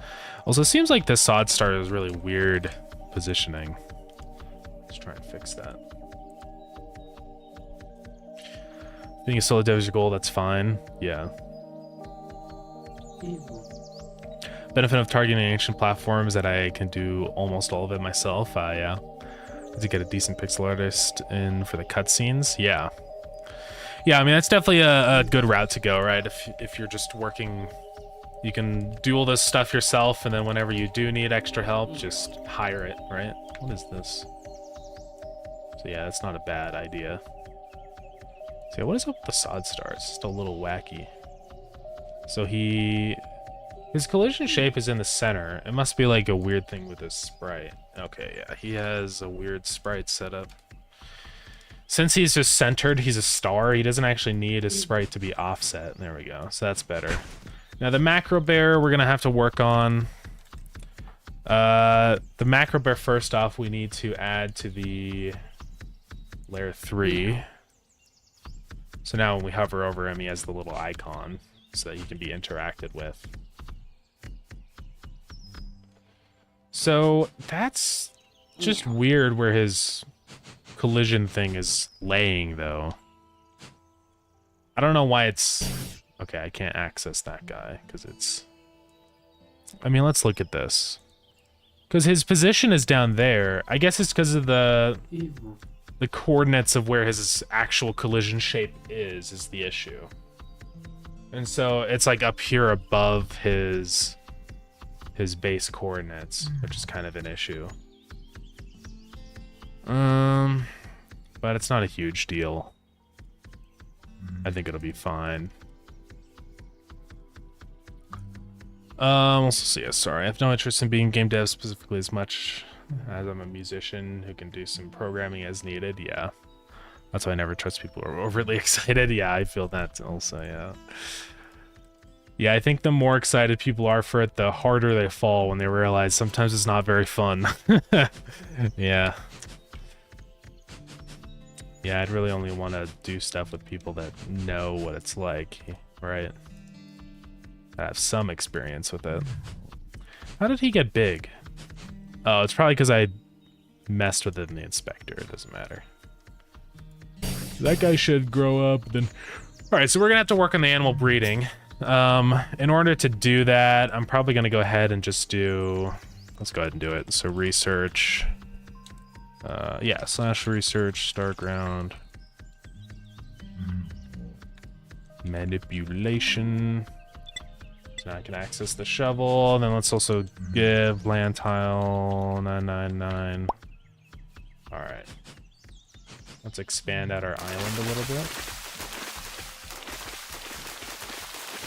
We're gonna go ahead and just make a little enclosure for these guys so that we can test the breeding mechanics.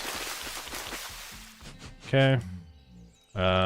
Give wood 99.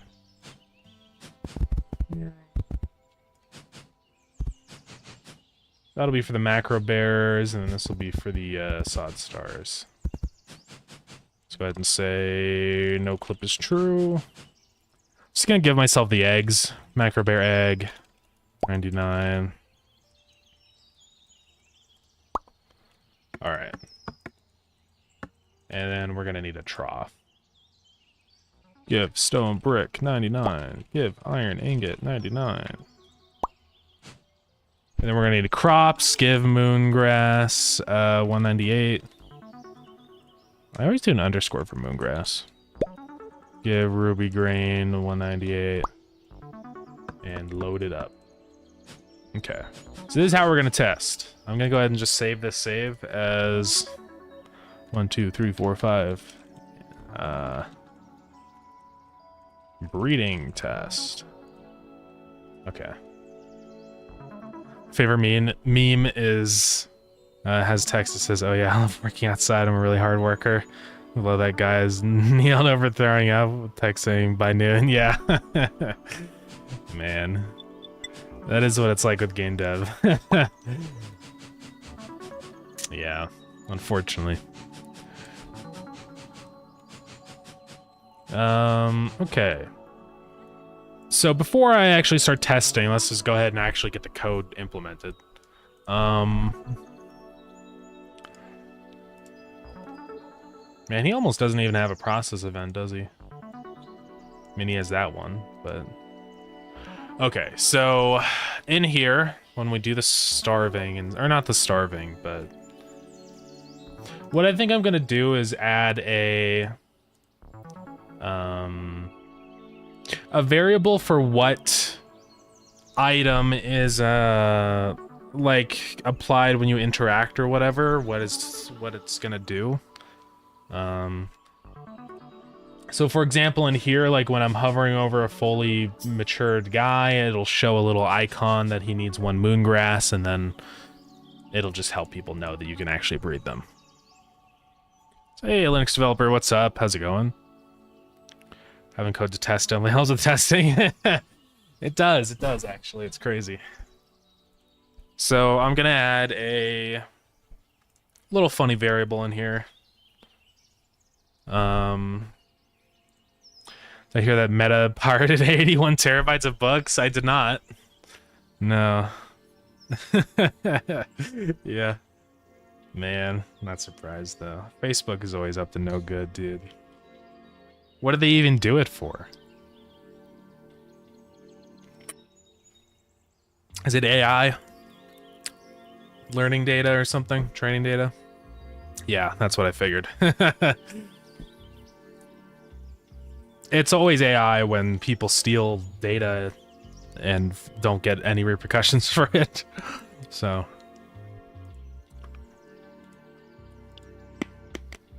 Okay, so I'm gonna have 2 variables.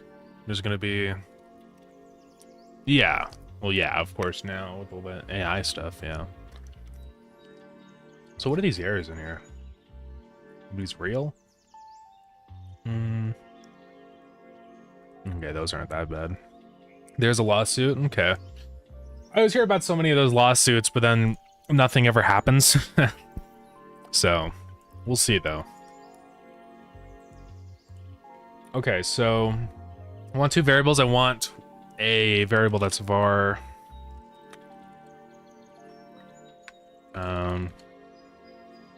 interact item ID, var interact item amount.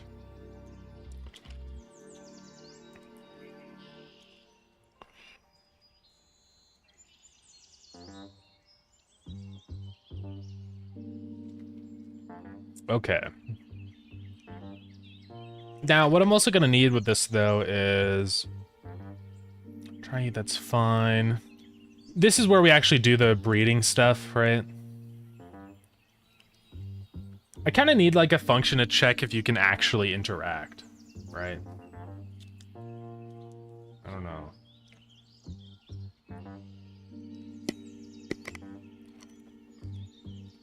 It's back in the day, if you stole someone's IP, you'd get sued. Now this is research and development. Yeah. That is true. It's kind of stupid.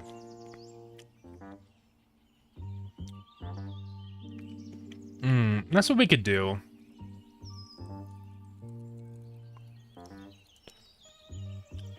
So I do this, I say reproduction ready, but then I can add in some other things here. So I could also say...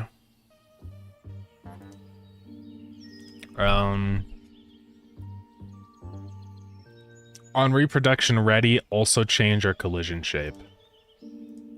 So I'm gonna say, how do I do this?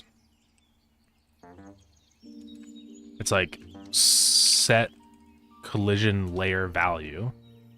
The layer number will be 1, 2, 4. And it'll be true. So basically, it's just going to set it up so we can actually only hover over them when we can breed them. So that should work. Also just saying here that if we do actually interact, like right here, right, then let's say, set the collision layer to false. Okay.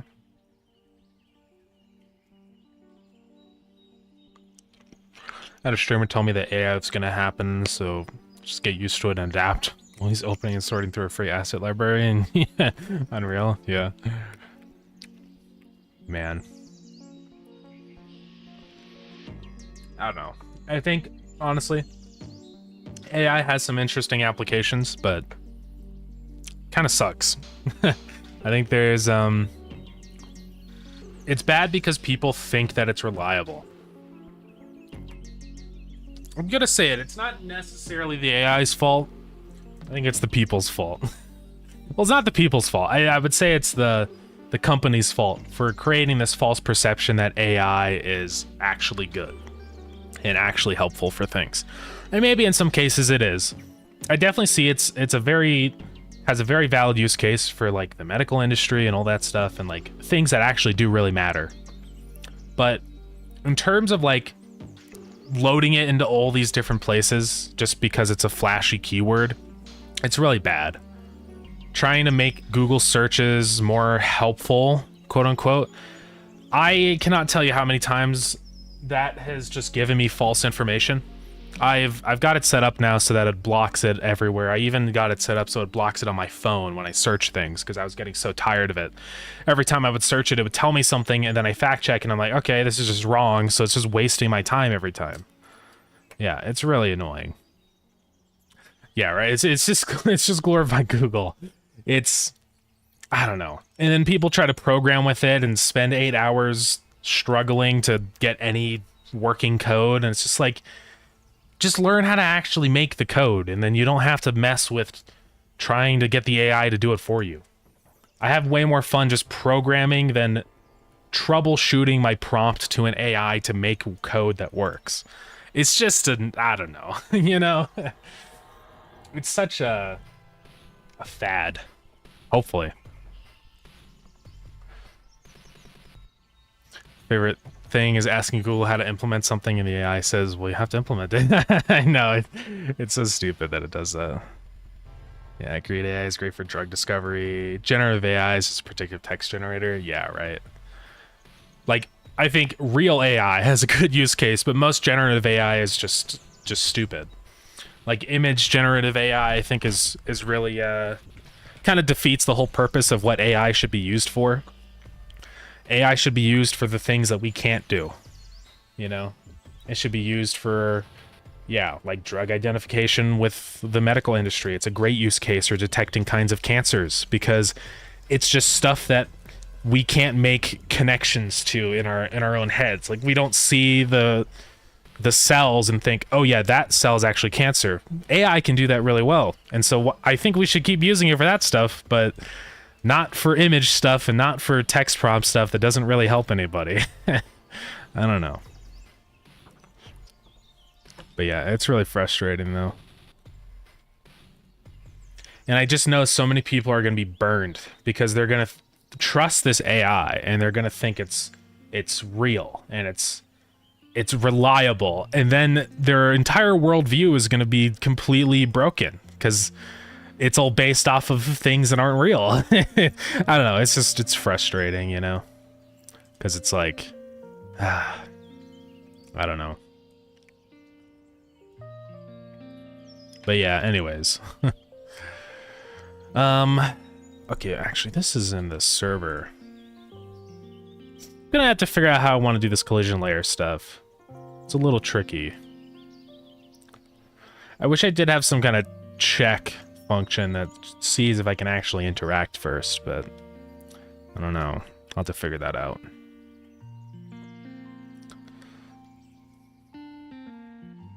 But yeah. Plug all the art for Picasso into an AI and it can't give you, yeah. Guernica, is that how you pronounce that? Alright, I don't know. And make some cute cat pictures. I guess it can. But yeah. I don't know. I'd rather look at a real cat picture though, you know?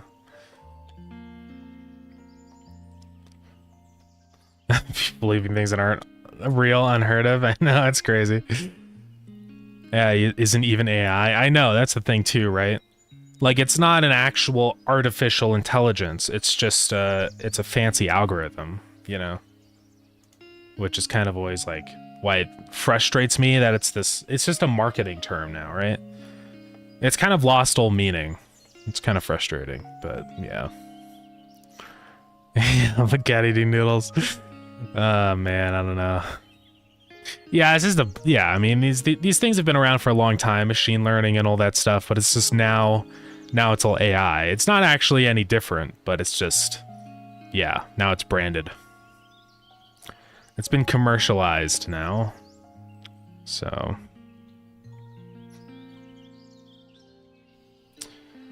Yeah, right. I mean, there was always word conflict. I mean, even if you think back to like the really early chatbot stuff, there were chatbots still.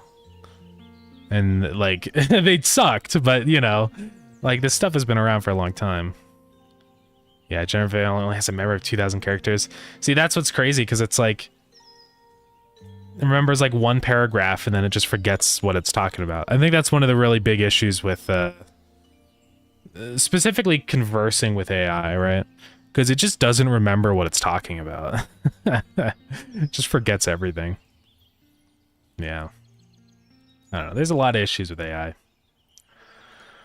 I think the solution, the ultimate solution, would be to not let people use it. I mean, you can't stop people from using it, but I don't know. There's no solution. It's just, you gotta wait it out. So yeah, thank you for the follow. I appreciate it.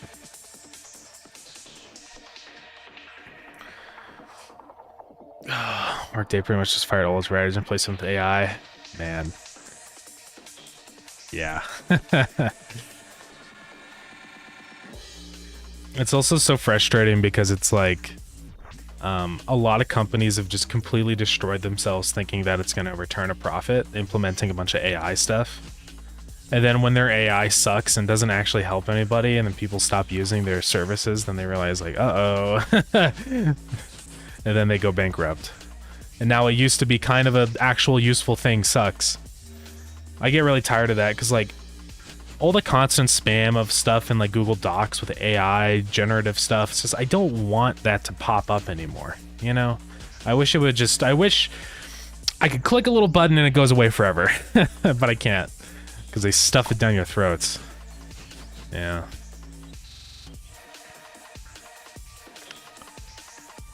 Use it for silly, insignificant tasks, but will never be part of any serious workflow. Exactly right. Like it's okay at just stupid random stuff. Like, okay, you want a picture of a cat eating some noodles? That's fine, right? But it's I just can't see it actually replacing real people that understand logic. Because the thing with AI doesn't inherently have a sense of logic, right? It doesn't like know. It kind of has a general idea, but it's just because it's learned that pattern. But that's why it's so unreliable, is because randomly one day it just might decide, oh yeah, it makes sense. I'm just going to generate this because the context of the last thing I just said. It doesn't actually understand. And that's the problem with AI. It's not actual intelligence. It's not AI. It's just an algorithm. So yeah, I don't know. It's annoying. So yeah, we got an ad going on. I do apologize. That'll be over in just a minute. I wish I could stop the ads. I know, imagine watching ads. Okay, ads are over. Sorry, everybody.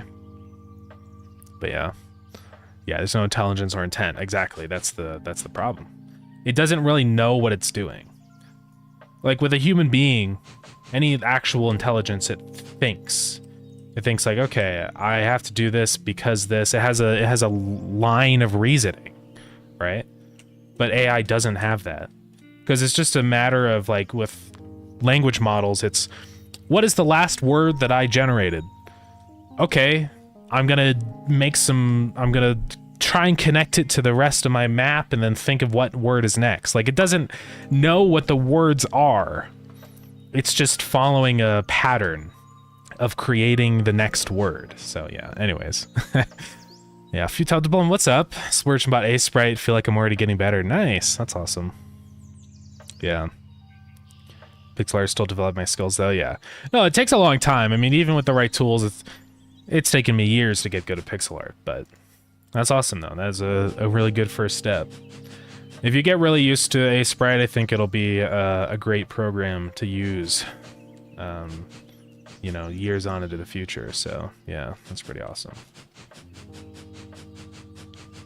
Yeah, one day I'll try and switch probably. I don't know. We'll see. I'm just thinking here. I initially wanted to do this thing where I would disable the collision mask or layer 3. But the problem with this is that this reproduction stuff doesn't actually sync on multiplayer. Because it's a server-only thing. This reproduction ready thing. So that's kind of a problem. So I need to figure that out. God, it is so hot in my room. I think I'm gonna open my window, guys. Hold on. My fan on full blast. It's not enough.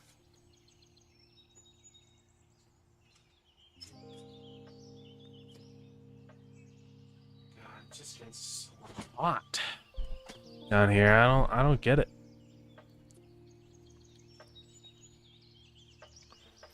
All the heat, this should rise, but it just sinks.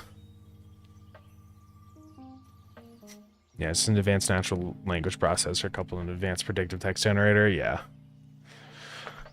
Best way to learn pixel art is to be so old you started on 8-bit computers. Yeah. It's definitely one route. God.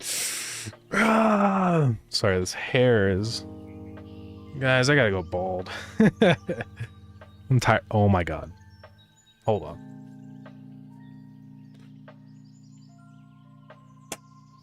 Better stay that way. I'm on mobile, so code is hard to see. I'm using GD script, yeah. So. Dean's buzz cut. Dude, maybe I'll make it like 500,000 channel points to go bald. I know, it's pretty nice. One of these days. I think what I might do is like grow my hair out super long and then go bald. So it's just the stark contrast, you know? Yeah. Remember doing anti-aliasing by hand in Neochrome? Oh yeah. On the entire SD. Man. Yeah, I mean, you do a lot of anti-aliasing, I guess, in pixel art. I mean, there's a lot of anti-aliasing in here. With these little bits. But yeah. But that's like a whole different thing, because it's not just for style, that's like... I don't know. Yeah.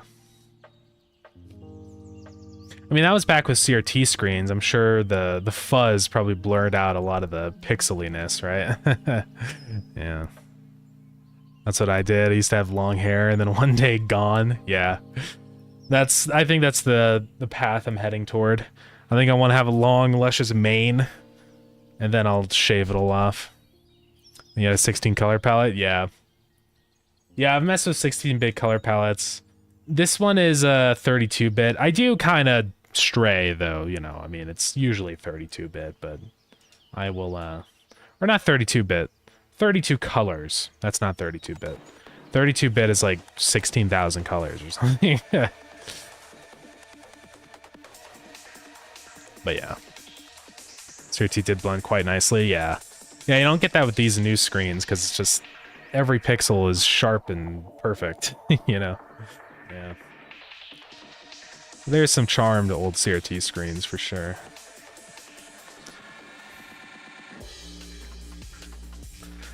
Man, how do I want to do this?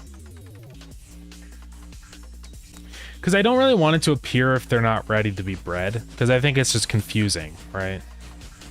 Because it's like, okay, I have the thing there, but why is it there? It's not time. I do want some kind of standardized system for this, for all of the interactables, right? But it's kind of tricky to do. I mean, because entities aren't the same as like a breakable object. I don't know.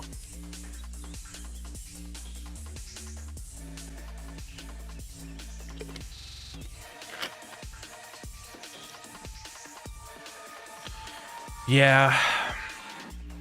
I think what I'll do for now...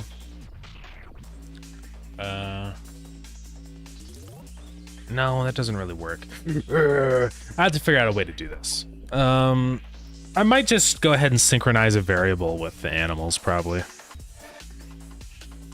Modern GPUs are finally powerful enough to fully emulate CRTs. Yeah.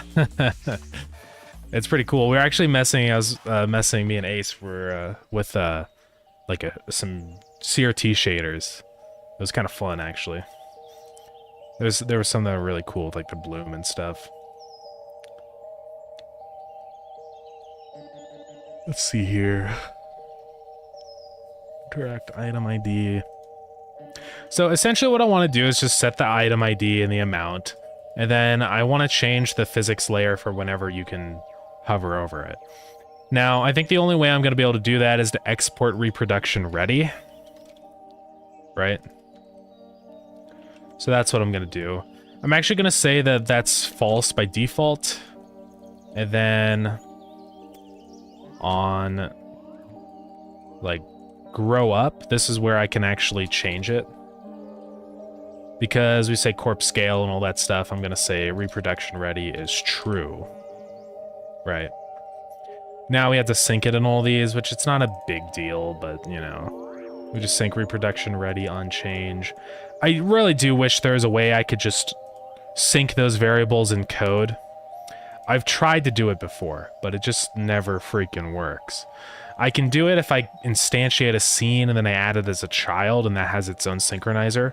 That does work technically, but it's kind of janky, if I'm being honest. Okay, so reproduction ready will be synced now. So in here on grow up, we're gonna say it's true.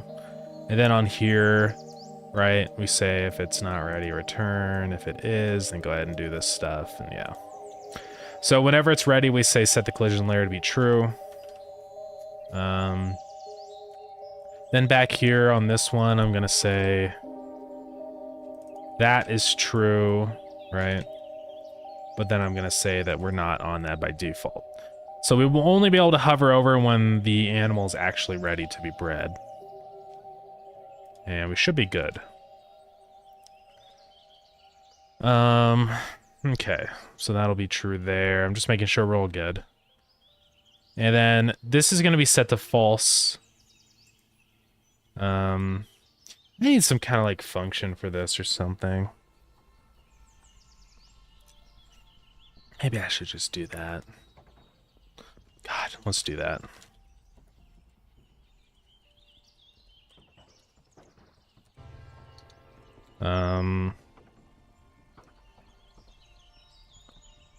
Because then I can just do it as an RPC, right? The only issue with that, though, is it won't be synced if it's... So here's the problem with doing it as RPCs. It works fine if everybody's in the game at the beginning.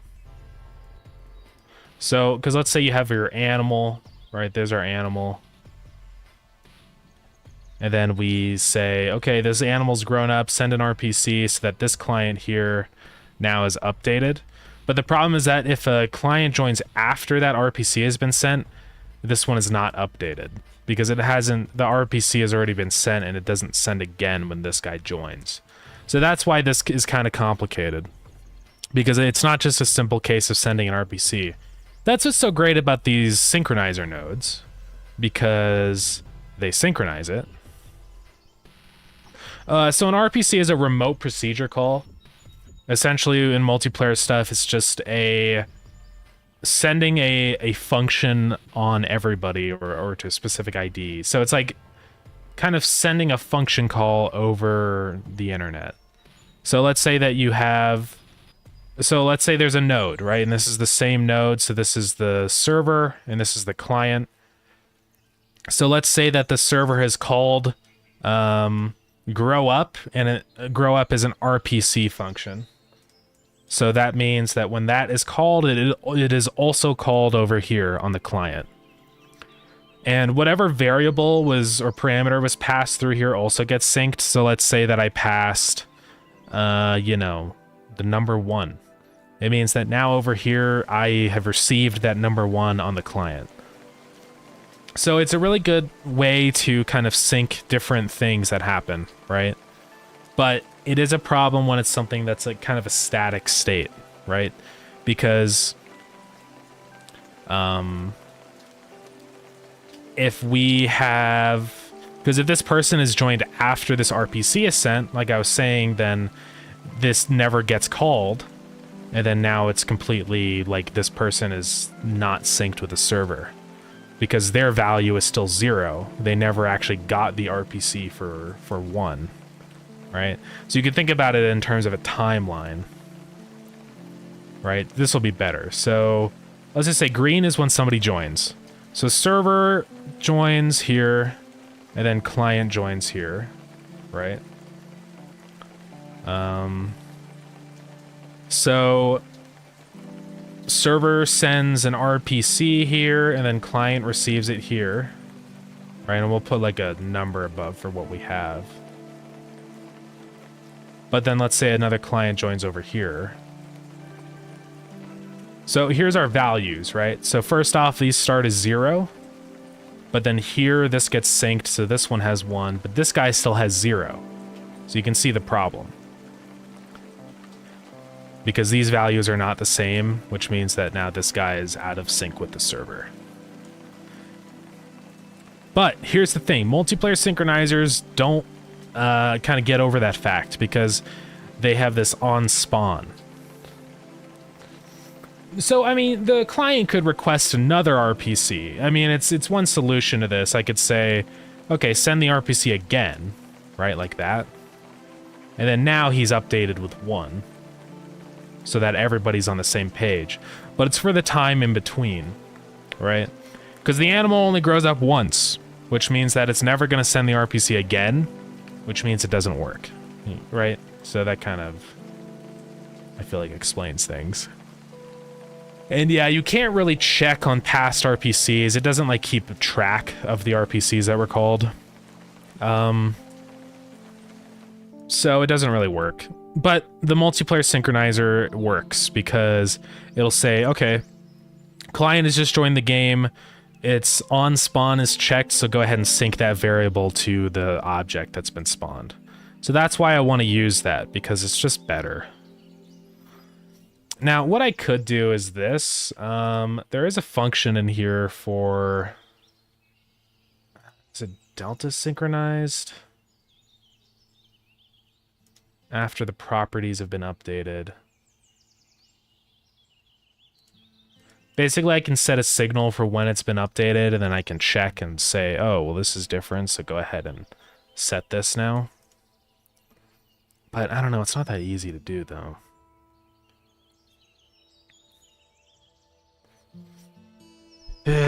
I guess I could do it with, yeah, this will probably be the best way to do it. So reproduction ready will be synced with multiplayer. Oh, but I don't want to have a process event, so that's the issue.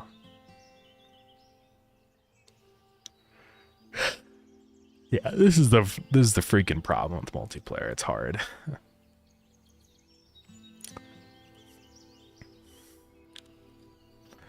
And in here, I could have a function for, like, I could settle this to be an RPC, I guess. So we can say add RPC. But that's the thing, because it's... I can't do this as an RPC, like I just said. So how am I going to do this? I don't know. It's hard.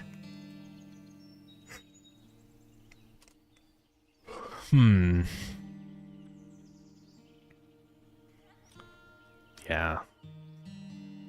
Part of me always wishes Starground wasn't multiplayer, but I don't know. It is fun to be able to play with people. So I just have to check. Oh, dude. It would be way easier if I did this in the process event, but that's the thing, is that I've eliminated the process event. So it makes it way harder because you have to do it with, like, events and signals, right? So it doesn't really work very well. It's 1 a.m. here, time for me to get some rest. Yeah, definitely. Do it up. Thank you for streaming the Blue Sky follow. Yeah, no problem at all. Thank you so much for popping in the stream. I appreciate it. Yeah, have a good rest of your night. Hope you get some good Z's. Can the RPC increment an int value that the client can look at and infer what it needs to update?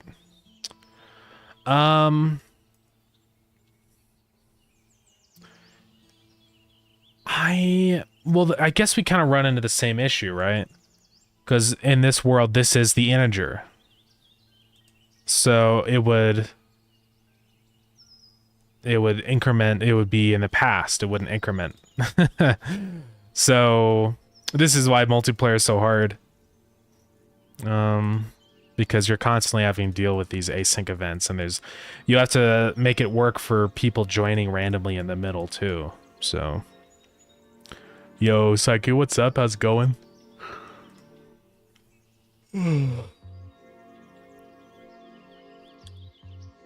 I mean, what I can do is this.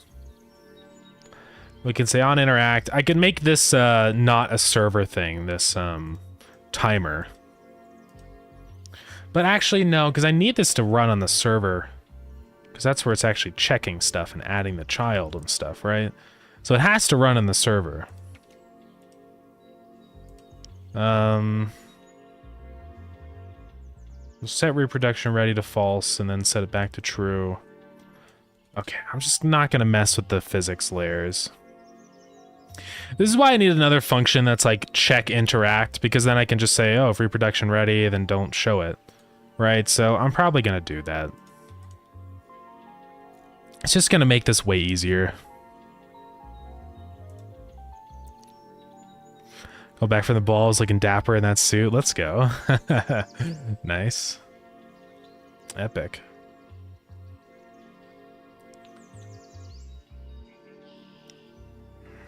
Okay, water timer. Well, I tried, but apparently a new update that happened to NVIDIA Broadcast broke it. So I don't know what I'm going to do about that. I'm going to try and restart my computer and stuff after stream, but yeah, it's kind of annoying. Okay, so all that should be good. So I'm just confirming that everything here is good. So right here, we're going to say reproduction is ready. And we're syncing that on multiplayer, so that's going to be kind of the final thing that checks always if it's ready. Right? And I don't have to check his baby anymore because reproduction ready is the only one that matters. So it'll say, if it's not ready, return...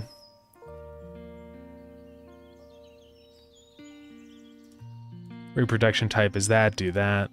Okay, so I'm just gonna do this. It's kind of stupid, but it's gonna be better this way. I'm gonna say check interact. And this is essentially just gonna return a thing for whether I can interact with it or not. Right? So I'm gonna say return reproduction ready. Right? Hopefully that'll work. And then up here, I'm just gonna, okay, that's already set to 1. So interact item ID down in here will be our lead food. Yeah. Windows updates. I don't think I have any Windows updates, but yeah, that's why I don't know what's wrong, right? I mean, I can check. I doubt there's anything, though. We could do a SFC scan. I haven't done one of those in a while, actually.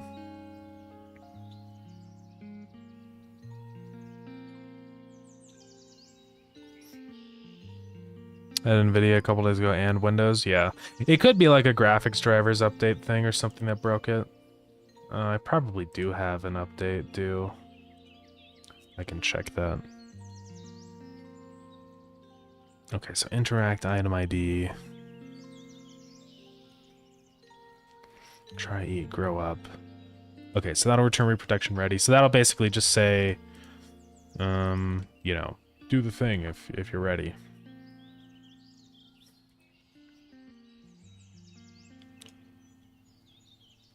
Updating. Okay. All right. This is it's a little quirky, but hopefully we're good now.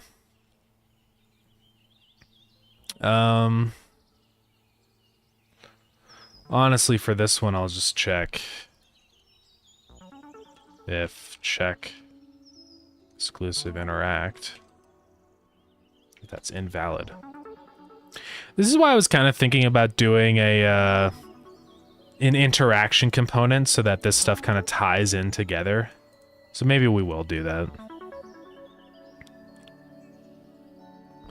Return to bool. I mean, I can make it return a bool, yeah. I'm gonna head out. I put a track in dev chat by accident earlier, but I don't know if it really fits the vibe or Starground anyway. But make sure to check that out after stream. I will. See, gamers. All right. Sounds good, Ace. Thanks for popping in. I appreciate it. Bye-bye. Making a joke? Can do deed.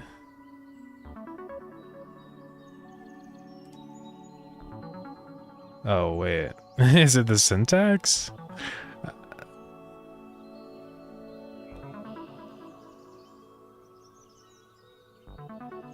Oh.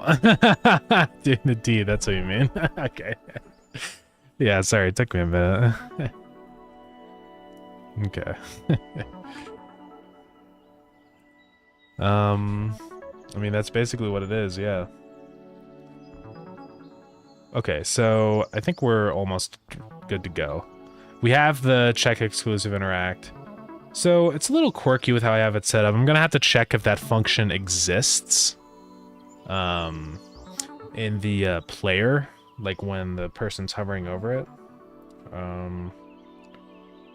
And yeah, because not everything has this function, right? And that's kind of the thing. So yeah. Anyways, let's go to the player. Exclusive interact. And hopefully it all syncs. I don't know. I don't know about this one, guys, but hopefully it'll be fine. And then if this actually works, we can actually implement it, right? Hello, player. Okay. So where is this at? It's, just search for this, right? Yeah. Oh, man. Okay. So this is checking if it has this function. It's basically just saying if it can interact and stuff. So let's just go ahead and say var can interact. I didn't sit here until you had it good. It's all good. Appreciate it. Object that has method check exclusive interact. Unless it's audio related, yeah, that's fair.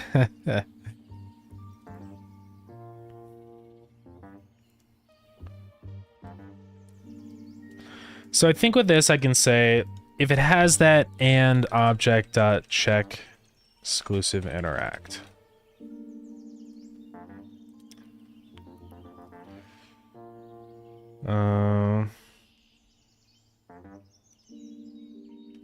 Okay, so let's say keep it false then, right? Or interactable. Let's do this. And can interact. So what'll happen here is it'll say it has the method and it can interact, so it becomes true. Otherwise it doesn't have the method, so it's false.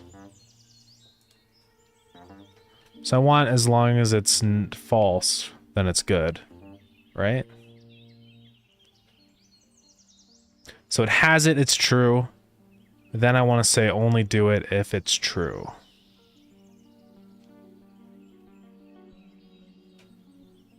So has and false. No, that doesn't work. I'll just say that. We'll just do this. Or has check is that. If has check. We'll say can interact is true. So as long as it has check, then we're going to say can interact is equal to object dot check exclusive interact. Okay. All right. So now it should work, I hope. I'm probably gonna have to restart the game for this one. New functions and whatnot. One thing I'm also gonna go ahead and do right now while we're here is if... Let's go to player. So if we can interact, I need to have the little image above like our selection box. So it's down where we have the mouse icon. I think it's down in like... I think it's actually in position independent. I think it says highlight. It has a sprite. Okay, so it's right here. So what is this? Okay, that's just changing it to controller prompt. I have a feeling that I do that somewhere. Or I set the height of the... Because it's set to -16, but that doesn't seem right. Oh, but this is centered on the top left, so duh. I think.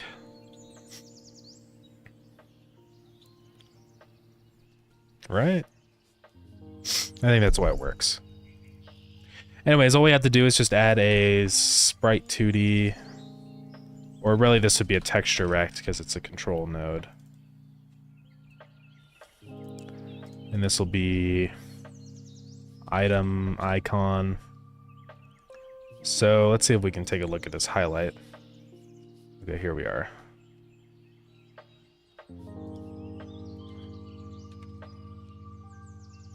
So we're gonna load a texture into this, and just to test, it's gonna be moongrass. This is gonna be ignore size, or keep aspect centered, and then say keep size. I don't know why it's so enormous. Okay, whatever, that's fine.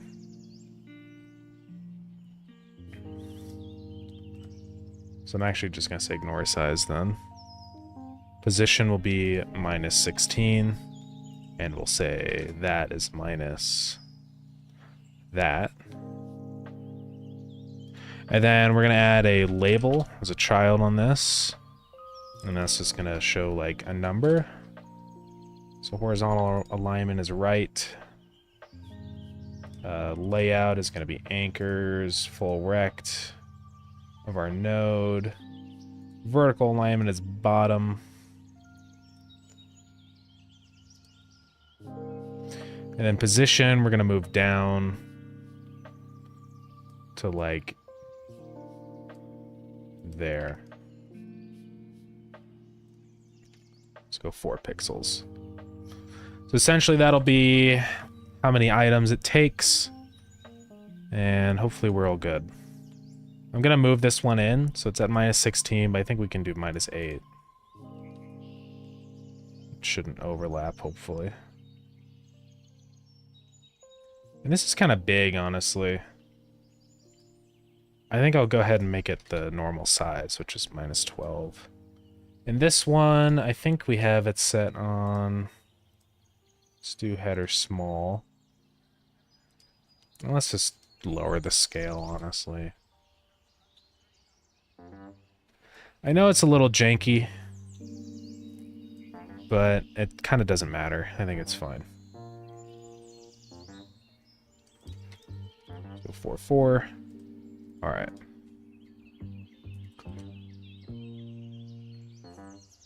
It's gonna be a little weird. Let's try it out.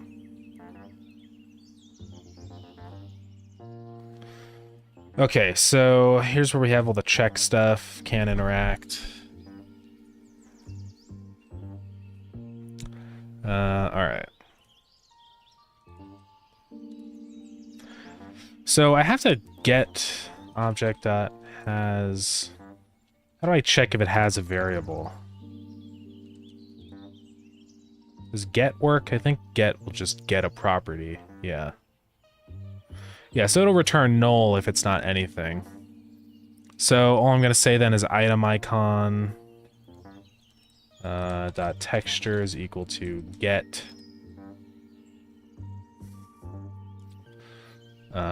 we have to say mod API dot item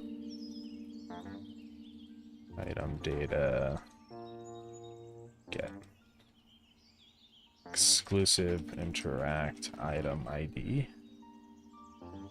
I think is what I called it. Interact item ID.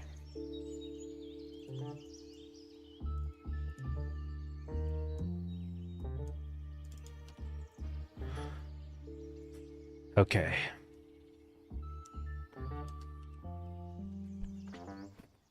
And now we have to set the label. So highlight item icon slash label. Dot text is going to be interact item amount.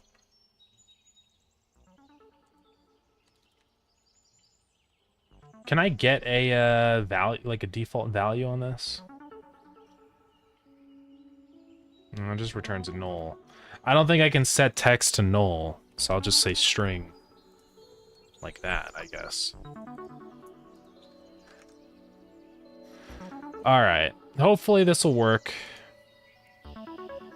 I don't know, man. This will be interesting to see.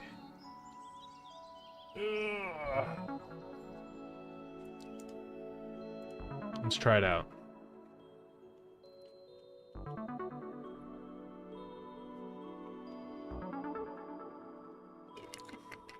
We're gonna have to wait for them to grow up, which will take a minute.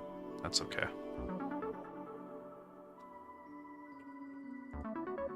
I'm stretching. God, it might be a good idea to make an interaction ID. Or I thought to set a string to null. Well, I think it'll just convert the null. Yeah. I'm pretty sure it'll just convert null into a string. Yeah. So. But I don't know. I'll have to see. I've actually never done that before. So this is the first time I've ever tried that. But I think it'll work. Usually converting to string, you can practically do it on like anything. So it's kind of a easy way to like make sure that the game doesn't crash. All right. Okay. So let's try. Okay, we're already losing. I found a dictionary. Oh, whoops, dot sprite. Now, there's actually a problem because it's going to show the null item sprite. As you can see. Which is not supposed to happen. I forgot about that.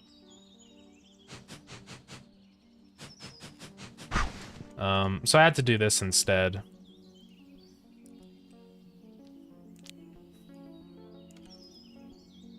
Oops.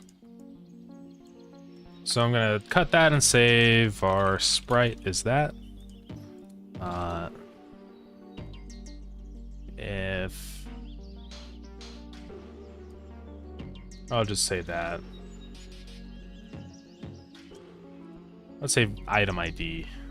Bar interact item ID. If interact item ID dot is empty, or it'll return null. So if interact item ID, then we'll say that it's this.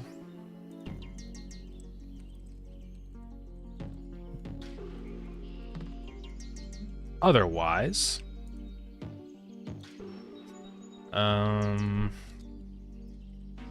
else just go ahead and make it invisible.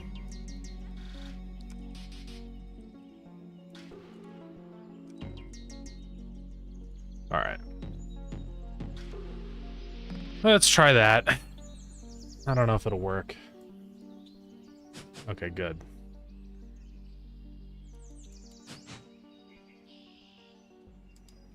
Okay, so now let's try it out on the animals.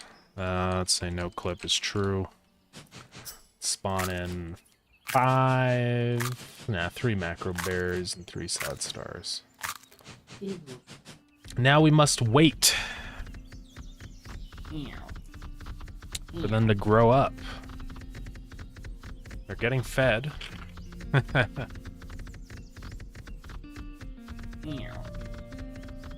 Yeah. I do wish I had more commands. I mean, we've already got a lot of them. But I wish I had one that would instantly grow up an animal. Or like set like a tick speed, you know? I know Minecraft has like ticks, but Starground doesn't really have a tick.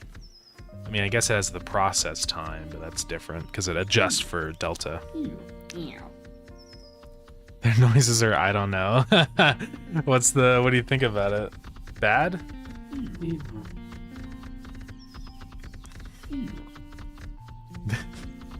It's just because they're babies, that's why it's high pitched.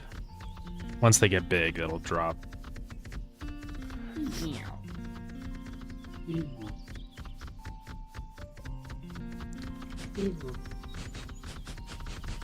Oh, I forgot you can phase through walls. Let's go fishing. I don't have the fishing rod. Wait, was I able to? Oh no, that was the shovel. I was like, what? Are they eating? Nope. The macro bears ate. Oh yeah, I forgot these guys eat slower because they're tiny. And they're slow. They have a slow metabolism.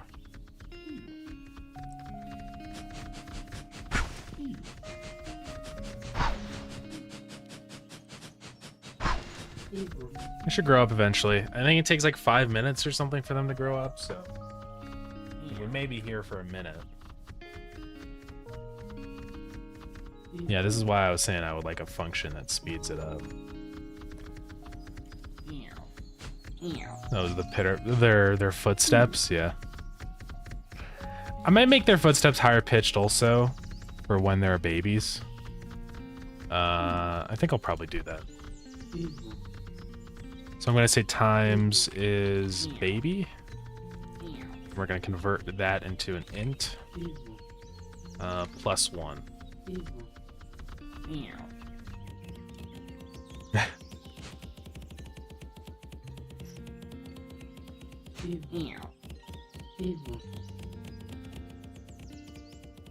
Yeah, so now when they're babies, their footsteps are actually lighter.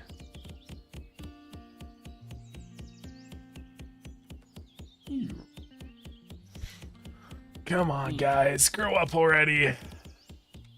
They should be growing up really soon, I think. Yeah.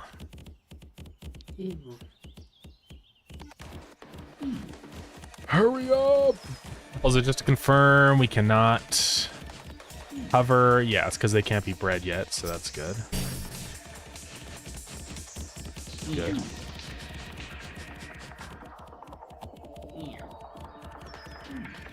Come on, guys. You can do it. Hurry up.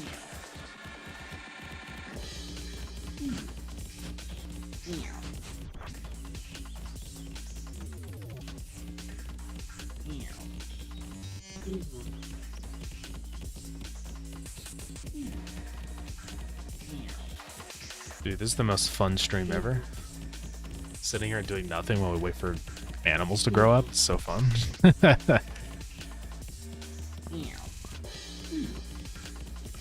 Right, guys? Super fun. Meow.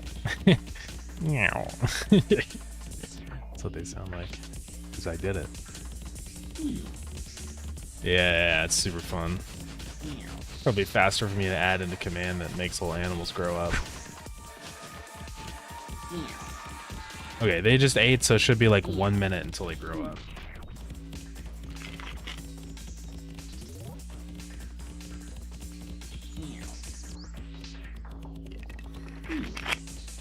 In 5, 4, 3.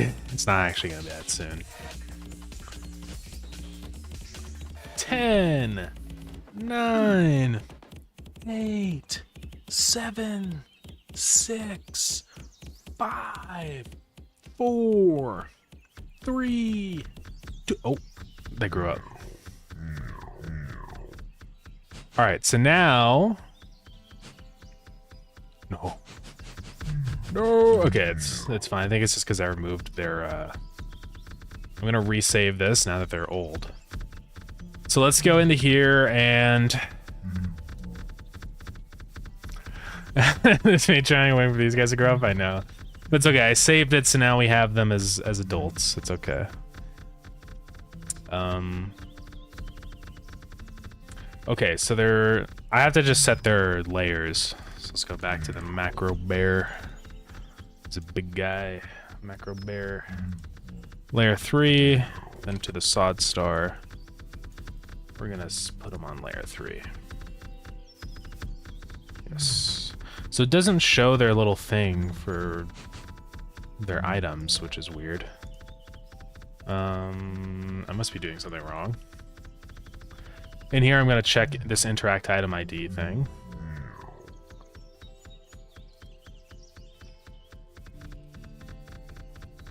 Let's print out what it is when we hover over them.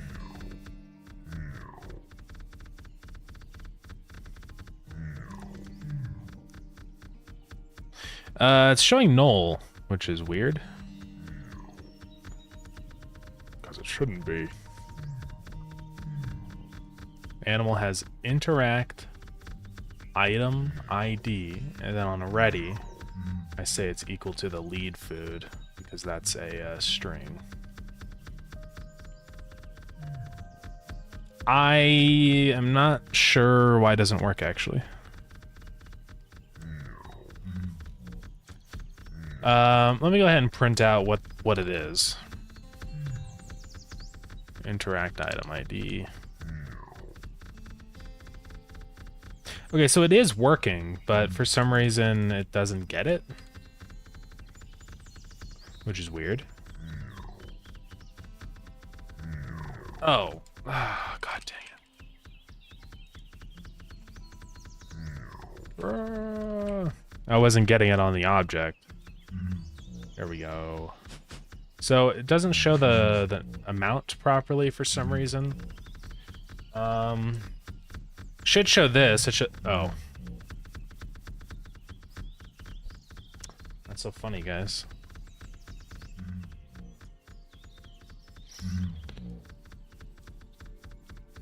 There we go. Now it shows that they consume one thing when you right-click on them.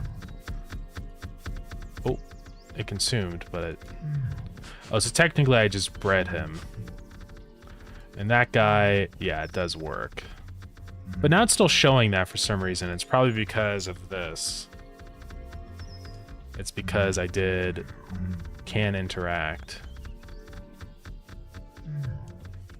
So this is where I can do all this stuff.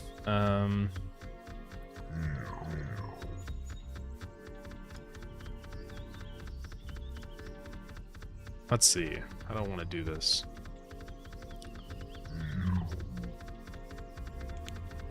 So it has check, because it can interact. I'm going to say...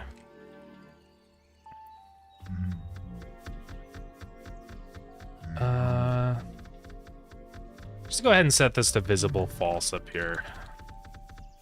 So it doesn't show up, and then redo it down here. So what's up, Zen? How's it going? I'm gonna put it down in here. So that should fix it. So now in the animals that have already been bred, it just shows an empty icon. Yeah. Otherwise, it'll show that I can put one item in to breed them. Okay. Epic. So we're getting there. I also kind of don't like how this is being a control node. You can see that it's very jittery, right? Because it's not sprites. It's not 2D nodes. Because control nodes can only snap to pixels. I guess sprites can do half pixels, but control nodes cannot, which is why they do this snapping. It's fine for most things. I think like the chat is a control node. You know, I mean, it's fine. But I would like this to be, because you're like reading stuff on here. I don't know. We'll figure that out one day. Hey, we got pixel perfect snapping though.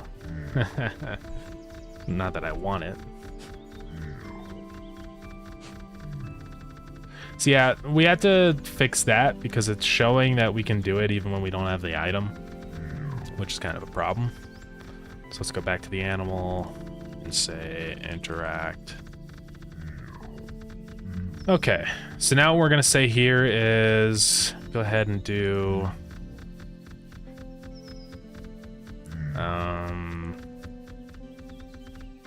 right, if we have the proper items. So with this, I think we can get the ID of the person who called, which is the ID of the player. I do a very similar thing inside of the fountain scripts. We can just go kind of copy that. Right, if server, and we say do this stuff and get the player ID. Right here. So player ID is that. We're gonna get the player, if player inventory, and we have more than our lead food. And we're gonna say remove our lead food by 1.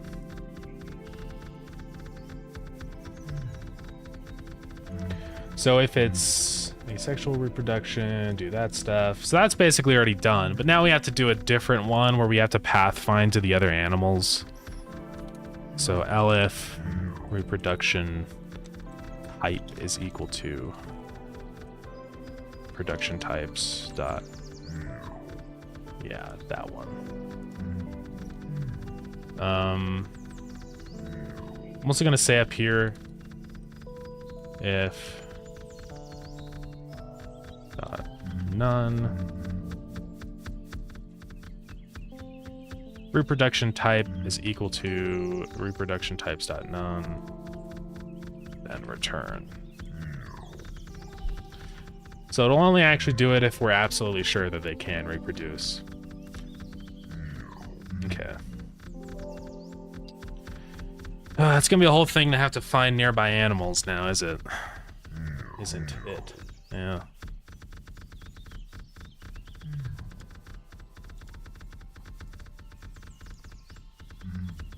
But we can kind of create a basic one. Just say, get the scene, load the path, add it. But we will change this behavior. Also on this one, I think I'm gonna go ahead and say is baby again is true. Or we can actually say, instead of doing grow up, I'm gonna say set growth. So I'm gonna say set growth.rpc.bind true. I'm gonna change this one to set growth. So I saved it after they grew up, right? Yeah, I think I did. So we'll close out of that. Then set growth. Growth is baby equals growth. If growth, then I'll say reproduction ready is true. Or actually, I'll just say reproduction ready is growth. All that stuff, corpse scale. So I have to say if growth, it's that, else corpse scale is equal to 0.5 because it's back to a baby. And then this one we have to change because that one will go to 1,1, but I have to say if it's a baby, then make it go back to 0.5. We need a, here, let's just do this. So it's 1 if it's that.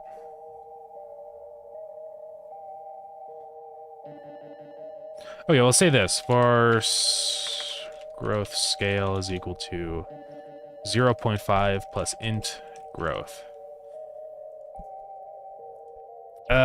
And not. So if it's a baby... No, wait. No, it's fine. If it's an adult, it's 1. So that gets turned into an integer plus 1, and we're going to say divided by 2. So that'll turn into the number 1. But then if it's a baby, it's 0 divided by 2, which is still 0, so it's 0.5. So then we replace these 1s with that, and say corpse scale is growth scale. Okay. Ace man's face? What do you mean? His face is baby?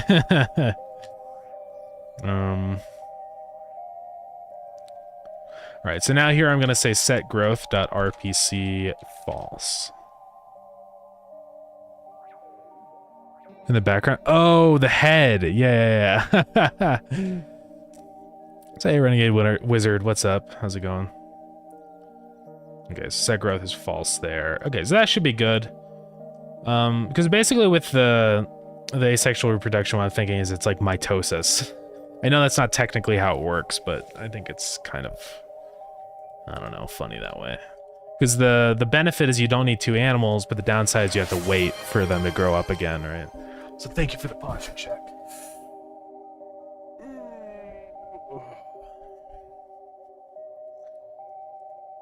Okay. I'm gonna make sure I don't use grow up anywhere else. Okay, we should be good. I know, I was thinking. So set growth. Okay, we should be freaking good now. I don't know, we'll see. So whenever we breed the thank you for the hydrate. Whenever we breed the sod stars, they should just duplicate and then get tiny.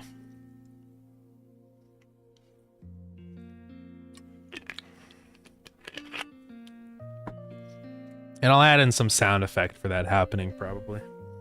Hopefully this works.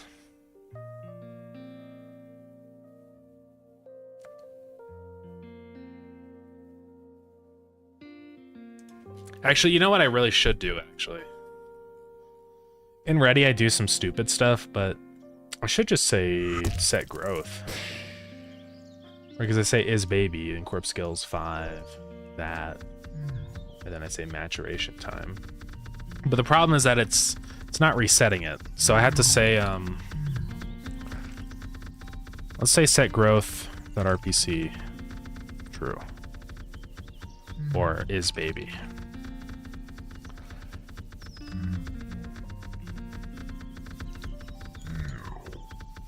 Because his baby doesn't get synced on multiplayer either. Man.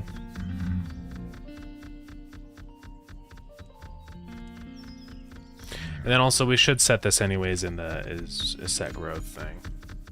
So we don't have to set that stuff anymore. Let's go set growth. Is baby, growth scale. So if server, then we're gonna say create timer, maturation time, and say set growth true. And not growth, which means that we're a baby now. Okay. Found something? Yeah, what?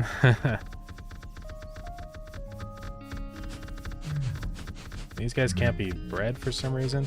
It's because we didn't do this stuff right. Okay, so we should be fine now.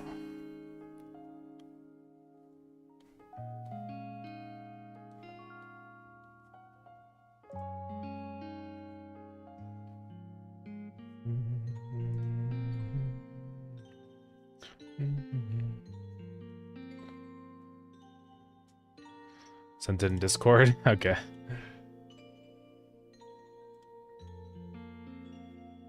Whoa. Yeah. Yeah, Sheik did a text-to-speech thing. Man.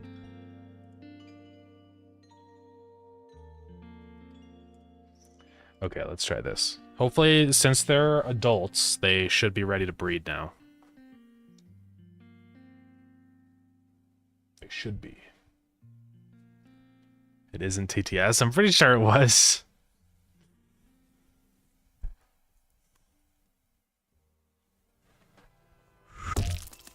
No! Why did they turn into babies? What? But these guys didn't? Okay, but they're stomping around, so they're clearly adults. That is really weird. But these guys should be fine now, so when I breed them... Wait, they're starting out as adults. What's happening?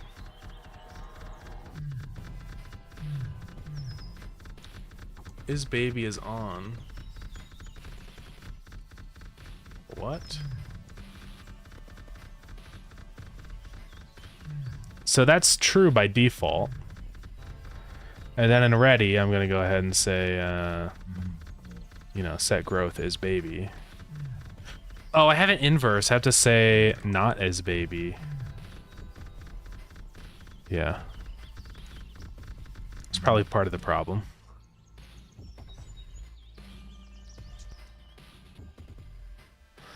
This is hard, guys. I just want to go to bed. Snooze that ad.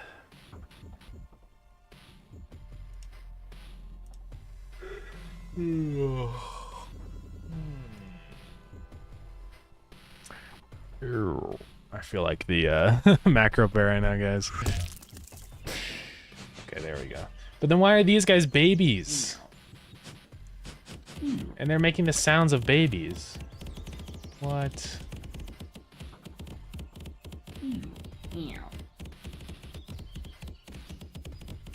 What on earth? Okay, we gotta figure this out. So set growth is that. Eat timers, that's fine. So we say not baby. So that guy was saved as being not baby. Because if they are a baby, it should be false. So then is baby is, oh. Is baby should be not growth.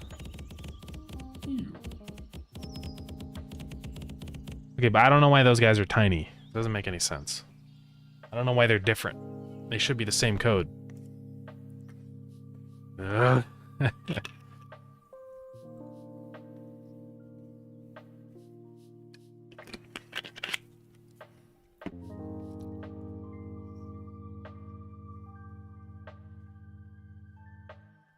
I don't know, man. Why are these guys babies? I think it's just that they didn't actually get saved as being adults. I think that's what happened. I think if we go into Sodstar and then the save component, yeah. I forgot to save them as being adults. Whoopsies. Well, now we gotta wait forever for them to grow up again. God dang it. But at least with these guys, I can feed them now, and they'll, Oh, that's kind of weird, though. They grow big and then get tiny.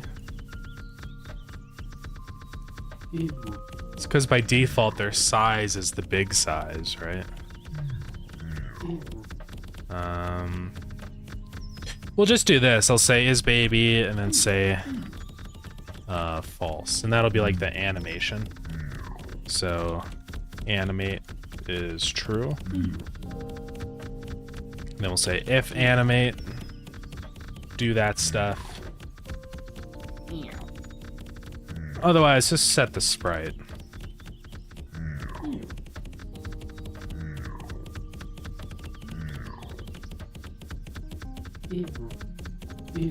Okay. So then on ready, or when these guys are instantiated, it won't like, it won't start out big.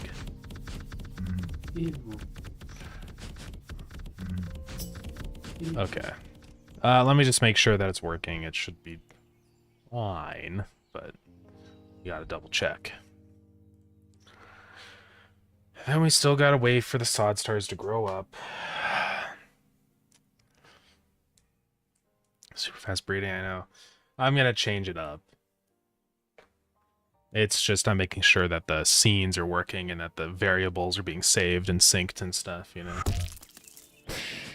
Well, I guess we did fix one issue. Fix an issue where sod stars would always revert to babies on load. Greatly improved the performance of all animals, specifically fish. Okay.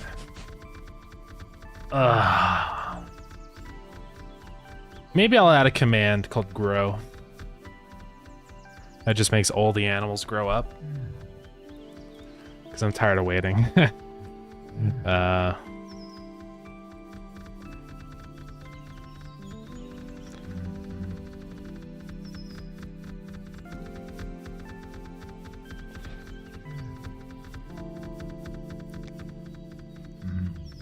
So maybe it'll be /grow, and then it'll be like grow up or grow down, I guess.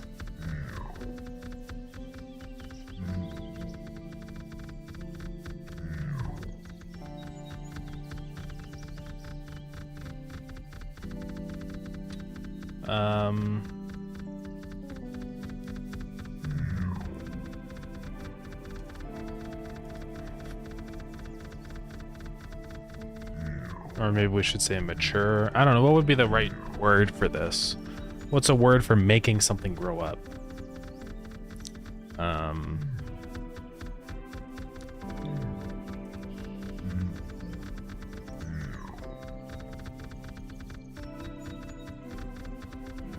I don't know.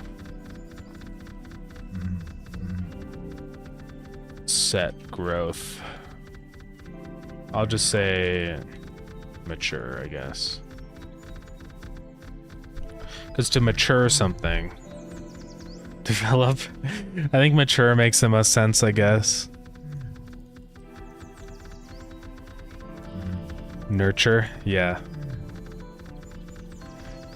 But it's more of an action than a process, right? Because it's like forcibly making all the animals adults. So let's just duplicate this command, call it command mature. And yeah, I'm gonna add these guys to a global group. So let's add a new one. It's gonna be global and call it animals. So Sodstar is gonna be in there. The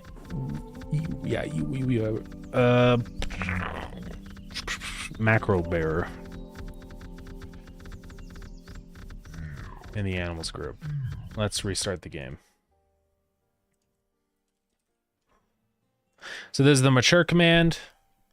It's just gonna have 2 args, so as long as it's greater than 1, should be pretty easy. Let's just remove all this stuff.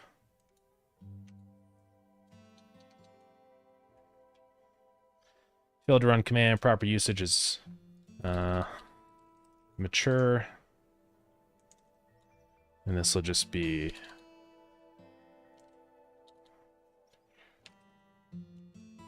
true or false, I guess.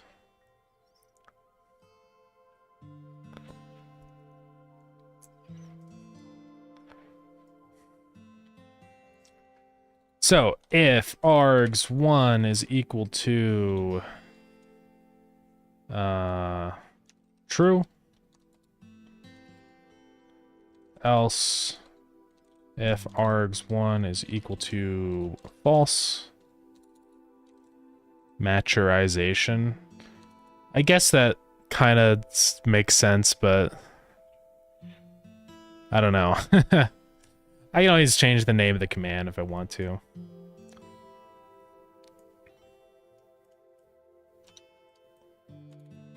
I'll just say made all animals babies.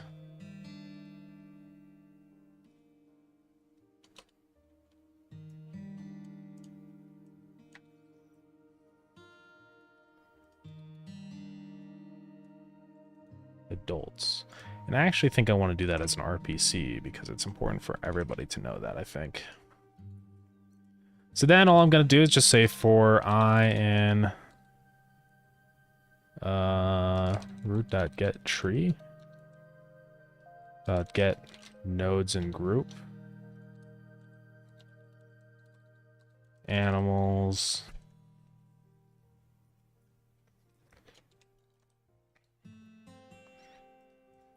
I'll just say for animal and group and then say animal dot set growth true. And I guess that'll be an RPC.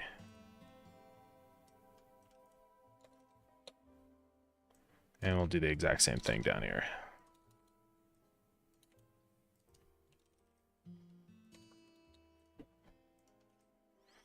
Okay, so hopefully that'll work. It's a really basic command. It just makes them all babies or adults, so. And it should already be in the commands table. Sure. All right. Let's give it a try.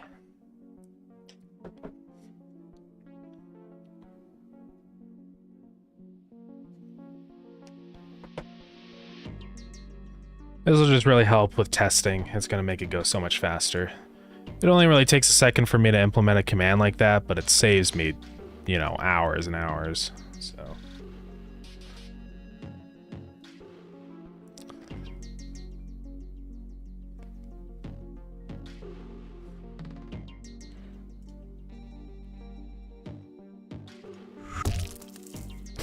Okay, so let's try it out. So /mature. Yep. So all animals are adults. And then I can do the opposite and say mature false, and they all turn into babies.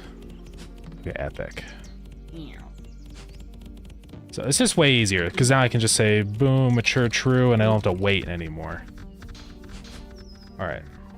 So now it should, go ahead and... It should fail, because I don't have the item. Actually, I don't know, it should work. I didn't have the item in my inventory, so that shouldn't have worked. Let's go check that.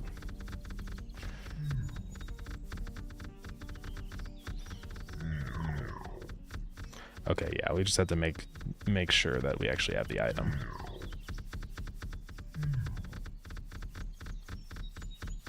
I do have it here. Oh. Else return.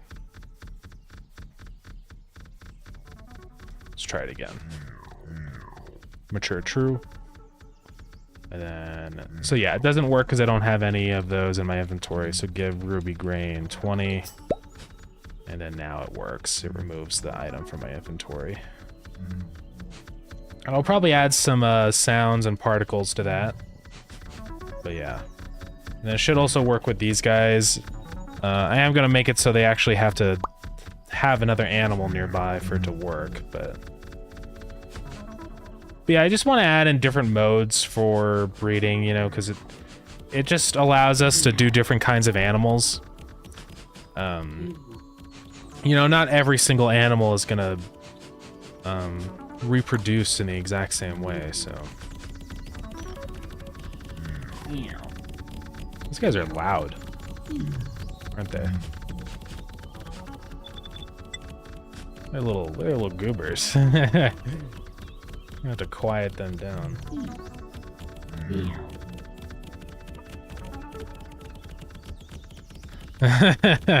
Yeah. They just mitosis. It's kind of like jellyfish, right? Jellyfish. Because they like turn back into like it's an infinite cycle, right? So it's that kind of idea, I guess, right?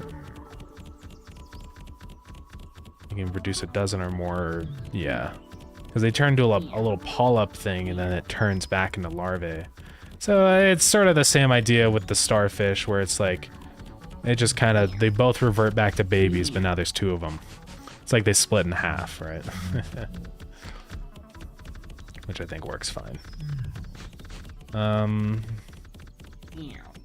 So yeah, I kind of want to increase the collision shape size, especially for these big guys, because it looks very weird when it's so tiny in the center of them. I don't know how I would do that.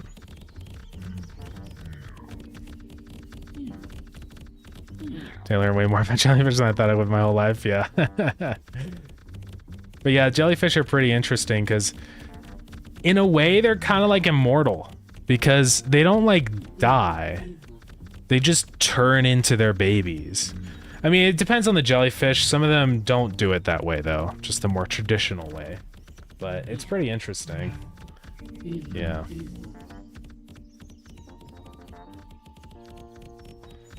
And these little goobers.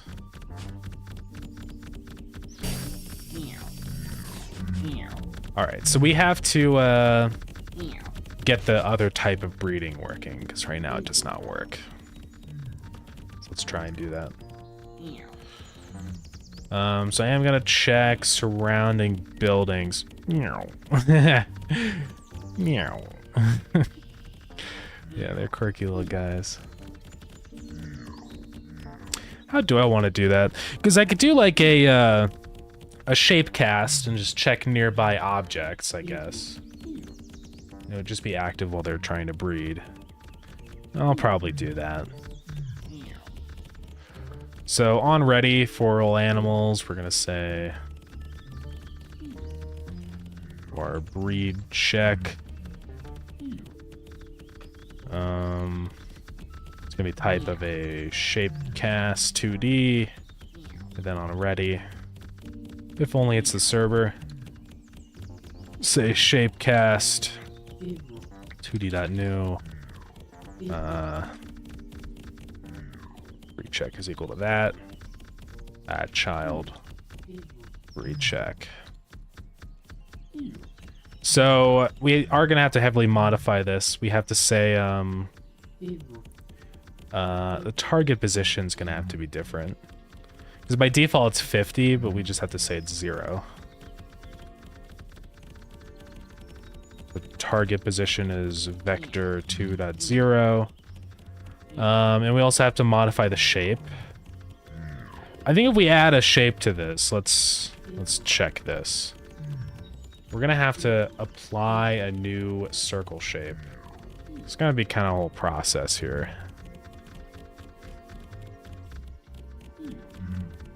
Okay, so create that.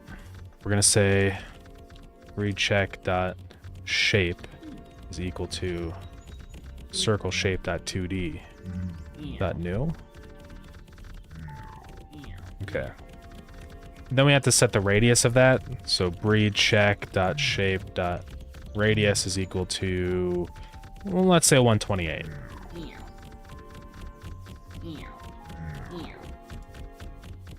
And I think that's everything we need to do. So exclude parent. The collision mask will actually need to be different though. We say breed check dot collision mask is equal to, let's see, bit 1, bit. So we just want it to be 3. So we're gonna have to say 0B, right? So that's 1, that's 2, that's 3. So, or is it backwards? I think it's backwards. So that's 1 and that's 3. So I think we say that 0B100. So it's only collision mask layer 3. Yeah, I believe. What would that be? It would just be 1 plus 2 plus 4, right?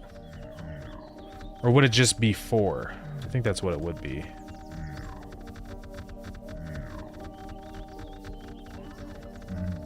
Yeah, so we just say 4, I think, and then it'll just be that one.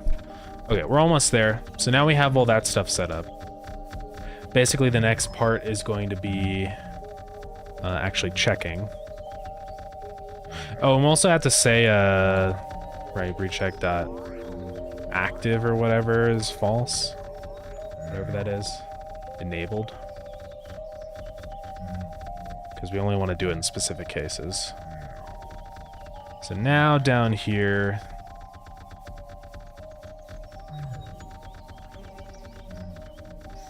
okay. This is where I'm probably going to need some kind of process event, though. I guess it can be done in the physics process as part of pathfinding. That's probably how I'll do it.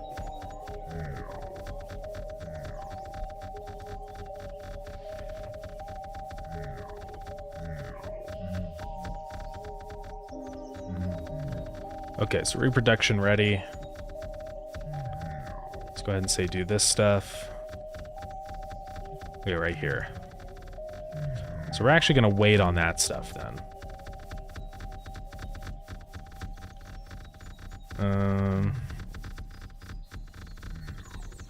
So I'm going to go ahead and add another variable for this, which is just going to be called our reading breed searching. Which will be false. We'll say breed searching is true. So this is sort of where we'll do it. And then we also have to make sure babies don't breed, because that's kind of a problem. So I have to say here breed searching is false.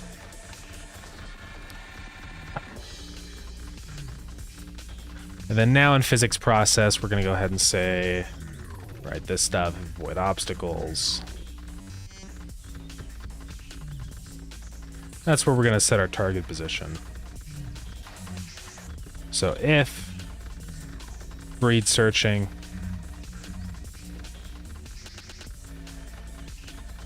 go ahead and say our breed check dot enabled is true, or I'll just say breed check dot force shape cast update.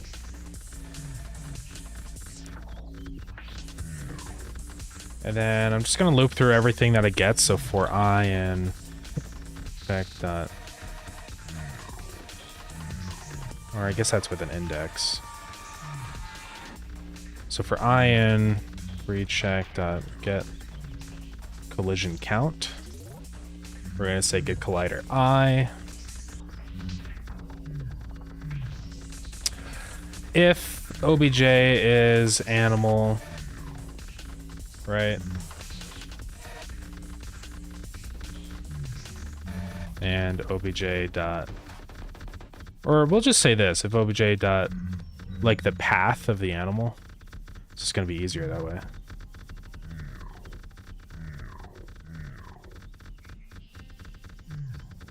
Then that means it's one of the same. So we're going to go ahead and do this. And we're going to say obj dot read searching is false. And then we'll say ourselves is read searching is false. So it's going to get a path, find the child, get all that stuff. Okay.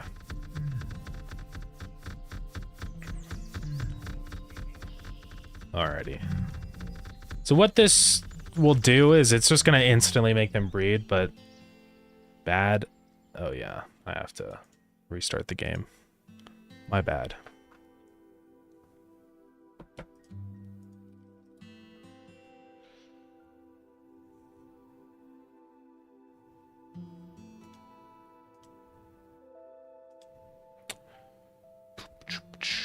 Now we gotta wait. Okay. Let's continue.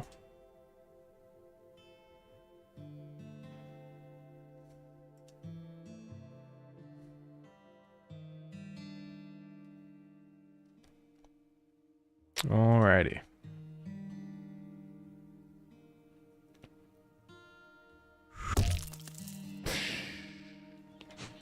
So these guys are all grown up. Let's give Moongrass 99.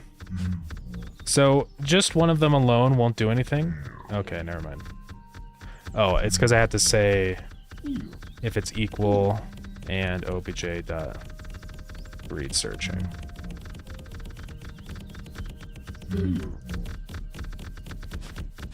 Let's go ahead and say mature true. Okay. So one, boom, so they're in searching mode, and then boom, and they made a baby. Okay. So it is working. We just have to kind of fine tune it a little bit. And also add some particles. I do actually have a heart particle scene already. So let's do that.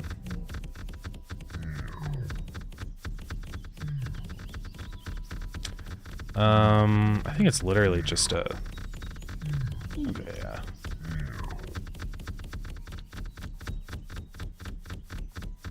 This is like that. So let's go back into our animal script. Save that. I'm just going to create them at the beginning.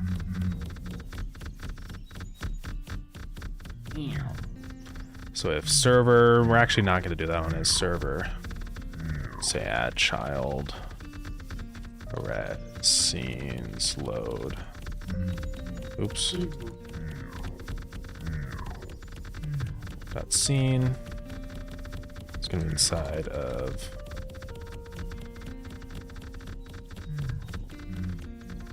So hearts is that. Load.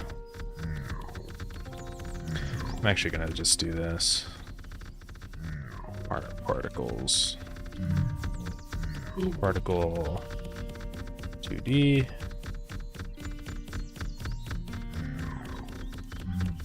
Sorry for all the stomping. I know it's loud. Instantiate it. Child hearts, or it's heart particles.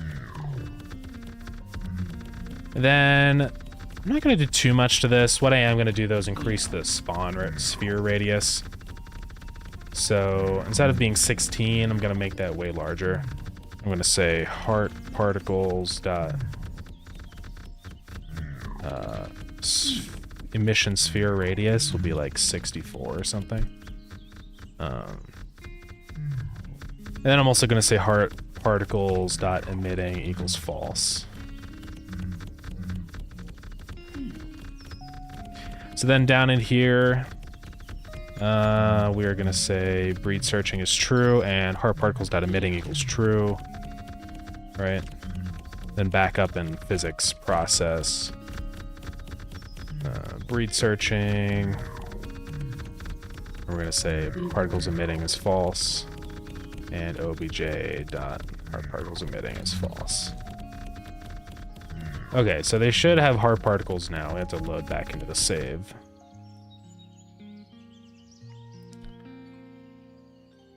It'll just kind of help, like, be a little visual indicator for when it's actually active, you know? It's just always a good idea to do that. Whew, how long have we gone for? It's almost 4 hours. Went pretty quick. It's crazy that it's not a slog when you're not exhausted. Instantiate. Why is that wrong? Oh. Oh. I didn't give it the right path. Let's retry that.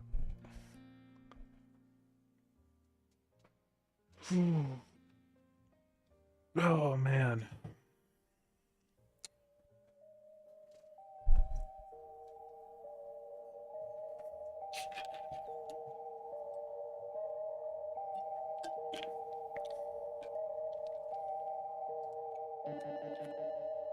Okay, here we go.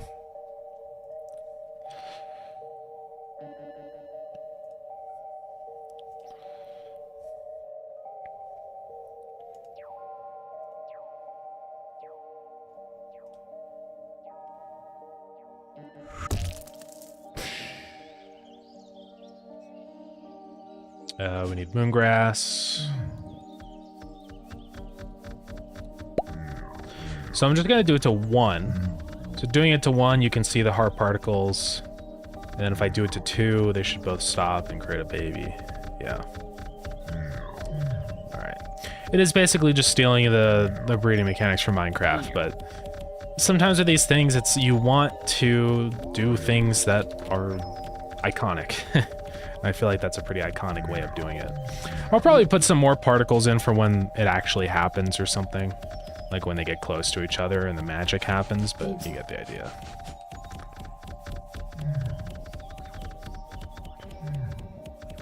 So yeah, he's just stuck like that now. He's got nobody. Alright, let's try this over here. So that radius is still quite large. I'm probably gonna knock that down to like 24.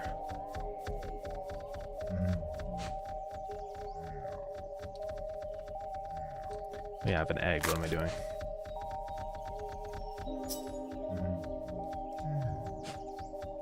Yeah, that's a pretty good radius, I think. Okay. So once they get close enough to each other, it should happen. Come on, just a little closer.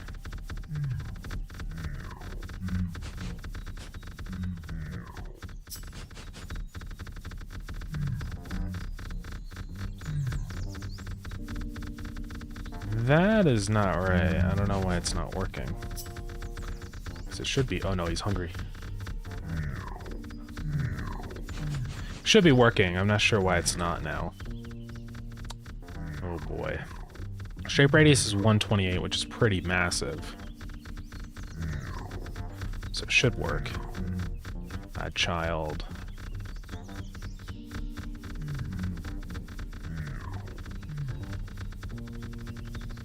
Because yeah, we're going to say breed searching is true. And then in physics process, if breed searching, we're going to force shape cast. Check all the things. If it has the same path and it's also searching, then set it to false. And oh, I think a baby was created. Yeah. So I'm not sure how that happened. So it seemed like it wasn't working before. See, that one worked instantly. I'm not really sure, but I think we just need to actually get it fully implemented, like the searching, and then we'll figure it out. So now what I'm gonna say instead is, right, so if we found the one, we're gonna say target position is equal to obj. Right, and if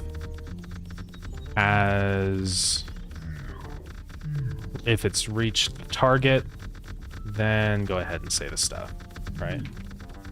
So they'll actually seek each other out now. So like, let's go to another area and test this out. So we're just gonna spawn in 2 guys. Sure is true. Wait for them to space out a little bit. And they should, oh. Oops, object.global position. Oopsies. And then now it should work. Yeah, see, they go toward each other and then the baby happens now. So yeah. Let's just make sure that this is working. Am I out of moongrass? No. Those 2 should start targeting toward each other. I guess they're just a little too far away. Like if these guys, oh, see, it's weird because it said that it reached the target, but it didn't. I'm not sure what's up with that.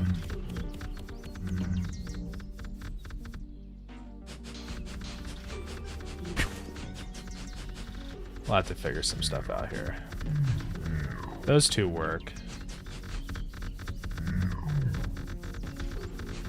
See, like, I don't know why they're not... They should be going toward each other right now. Oh, I think something happened, like the cooldown stopped.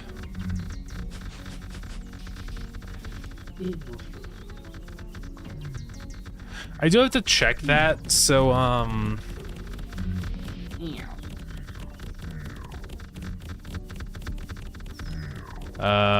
with a breeding timer, right? Breed searching, that stuff happens. Or it's the reproduction timer.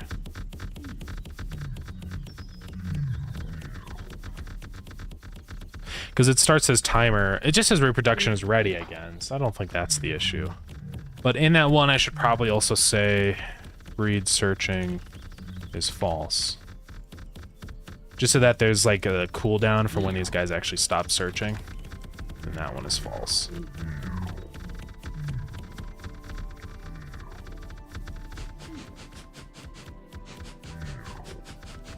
Okay, so this guy's about to die.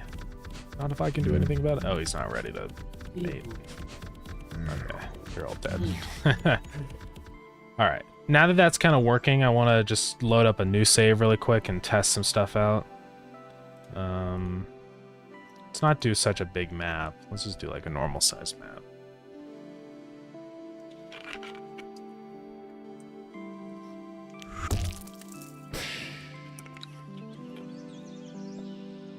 Okay. Macro bear egg. Hands are not enabled on this server. Okay. / give moongrass 99.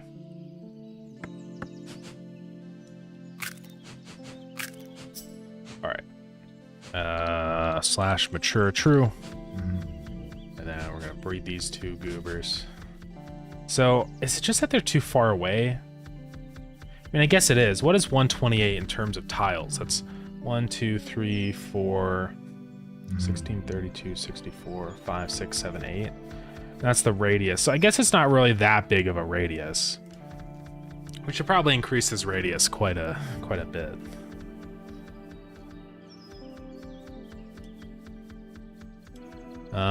So let's do that.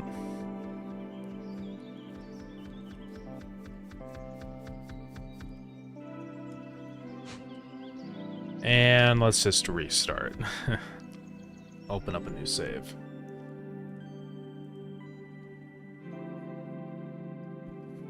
Okay, we're almost there. And then once this is worked out, I think there's just a couple of other minor issues we have to fix. Give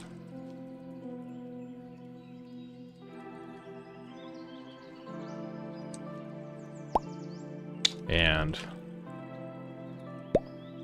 Okay.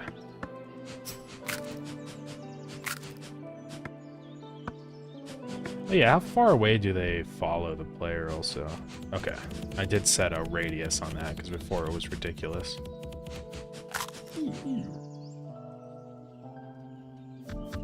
Oops, I didn't mean to.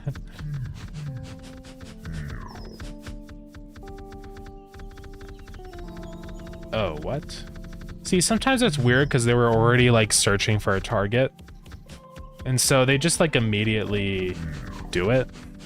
I don't know what the deal is with that. Like, okay, that guy and then that guy. See, they just immediately went. I think it's because they were already at their target when it was found. And I think that's the problem. So I have to fix that. I don't necessarily want to say has reached target. I guess. Or maybe whenever I set the target here, I have to reset the has reached thing. Down in here. But if I set it to false, then it's always going to be false, so that doesn't really work. I'll just say if distance to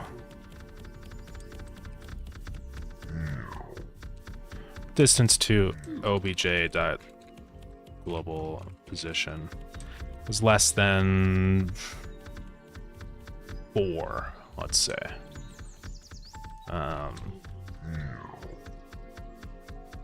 Instead of reach target. And then we want to do distance squared too, because it's just better for this.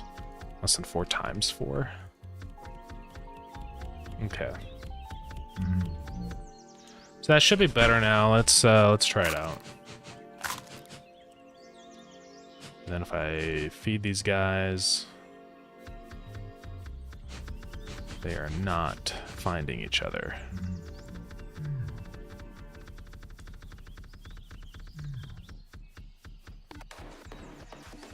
Oh, did I accidentally get rid of... Oops.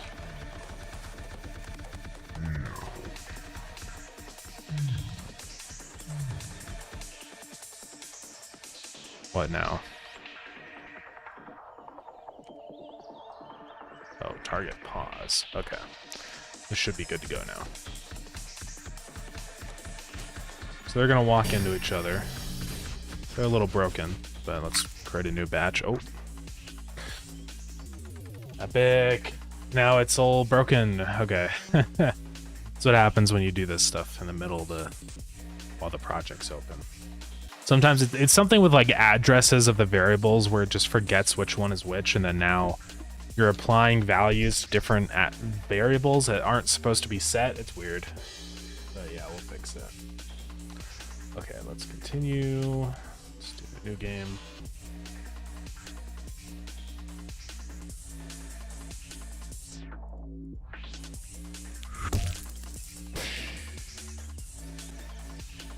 Okay.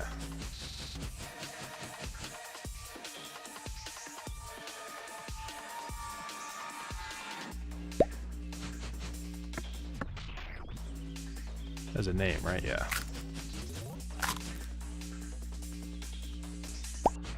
Okay. Slash mature troop. Boom, boom. They move to each other. Once they reach. They haven't reached, so I think I need to set that distance to be a little smaller. 6 times 6 pixels? Yeah, 6 pixels work. I think it's because of the distance at which they stop navigating toward their target. Because if that's too small, then they just stop. So let's make sure.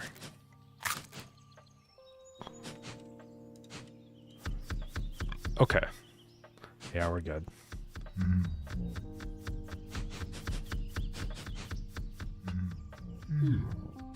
I would like some more effects and noises and stuff for when it happens or something, just so that there's more feedback that it's actually over. Because right now it's kind of like Minecraft, where it just kind of happens and then that's it. There's no noises or anything. The only noise you hear is the noise of the XP dropping. But we don't have XP in Starground, so, you know.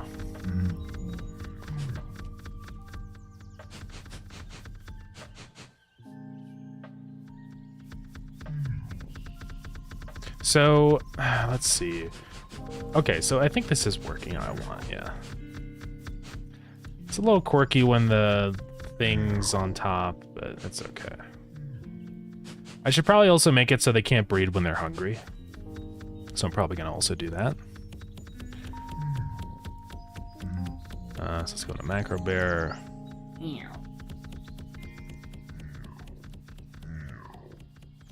So in here, we have the exclusive interact stuff. And then we're going to say if starving, return. And not starving for that. Okay, so if they're starving, then it will not work, because it doesn't make sense. They gotta be fed first.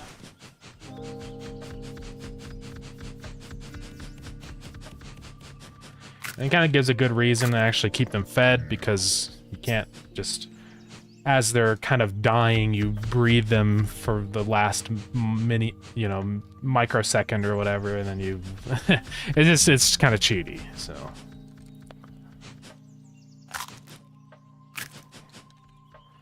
Yeah, this seems to work just fine. Still could use some refinement, but at least it's working. It's kind of a problem before when it wasn't. Let's also just double check our Sonstar eggs. Make sure those guys are all good. So let's mature everybody and give Ruby Grain 99. Now if I feed him, then yeah, we're good.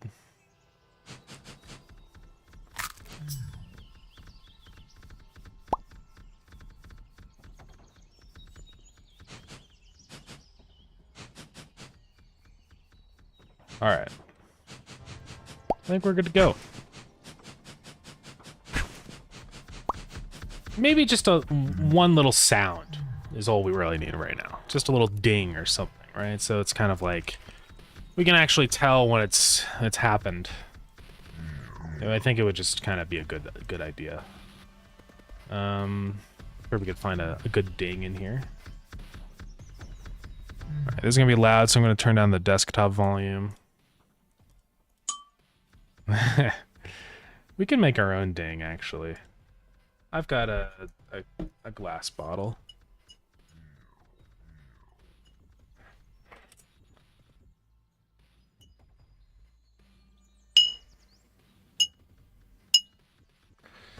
I don't know if that's the kind of ding we want. I'm not sure. No. More like a metallic ding. Whoa. That's a pretty good ding, guys. Okay. Let's make our own. Let's make our own ding.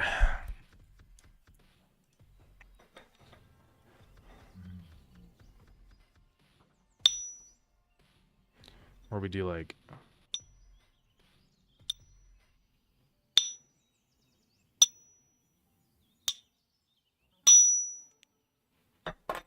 okay.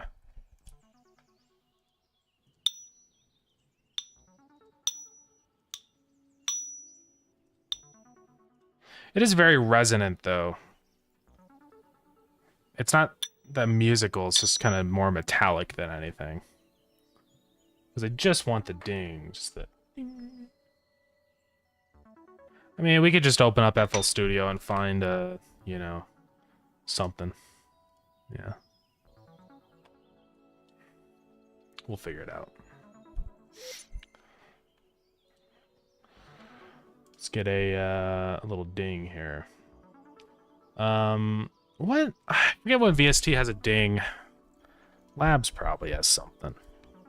Labs is a pretty cool plugin. Pretty sure it was free.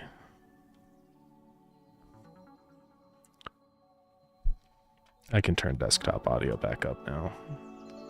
Okay, this percussion. Okay. that's probably too loud.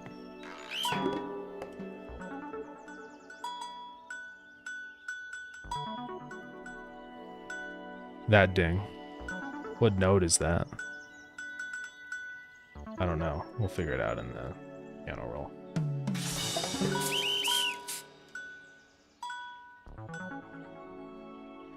I just want a little sound.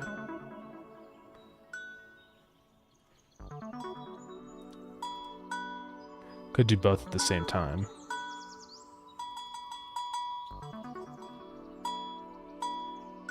I wonder what else is in here.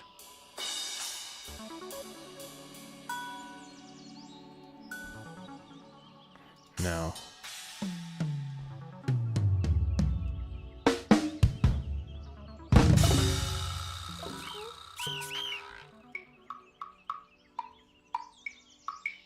Maybe some clicks? No.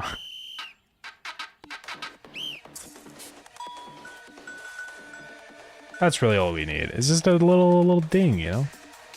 Okay, let's export it as a wave. Ding. Leave remainder. That's all good. Okay. I just couldn't get the right ding, because, I mean, I don't have any bells. I mean, I have metal, but it's just, like, really high pitch. This is... It's not the right kind of ding. So it's fine.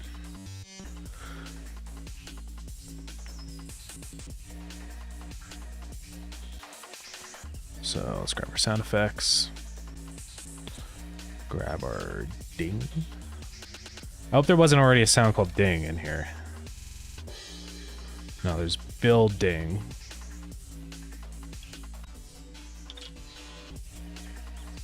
Yeah, we're fine.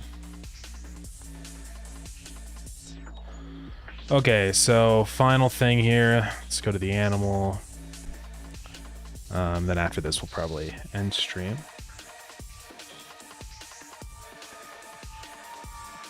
Let's go up to ready. So we're just gonna set this anywhere.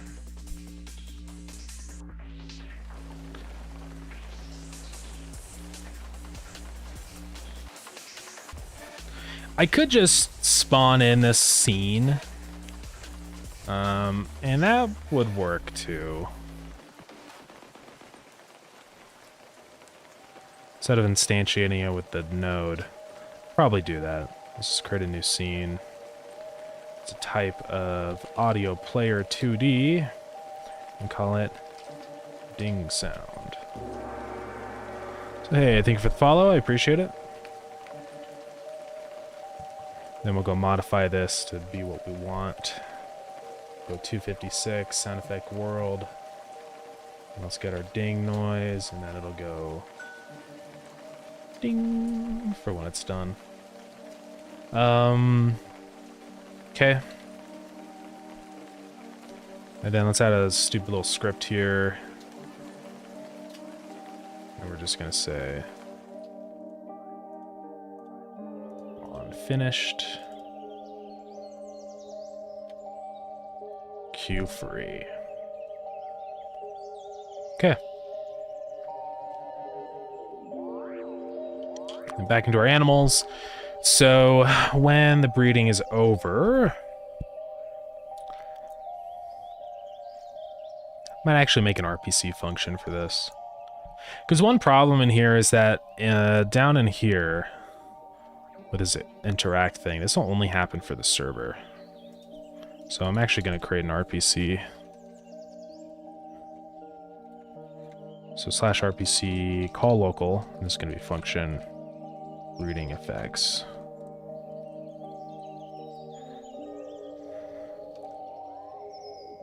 So I'm going to say this. Emitting is status.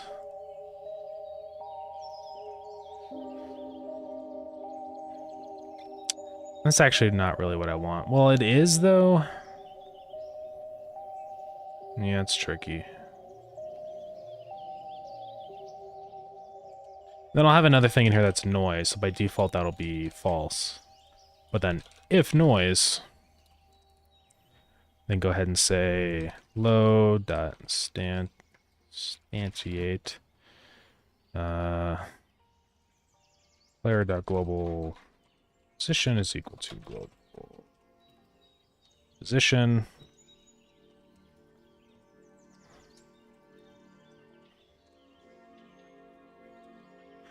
All right. And then also add child player.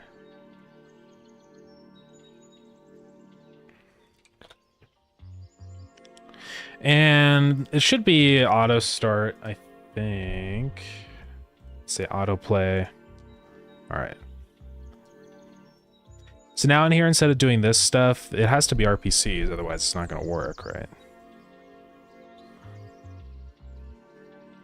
And I'm also going to go ahead and just set this stuff here. Researching is status. So I'm going to say breeding effects.rpc, and it's going to be no noise. And also here, we're going to do that and say false. And here it's actually true.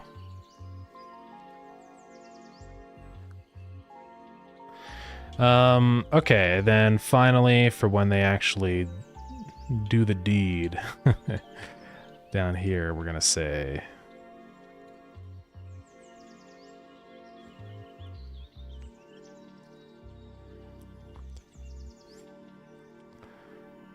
so let's see. Heart particles. So now we're gonna say false and we're gonna say noise is true. But we also have to do that for the, so we'll actually just do this, obj also dot breeding effects RPC false and true, so that we don't have to worry about it, because it'll also do breed searching. Yeah.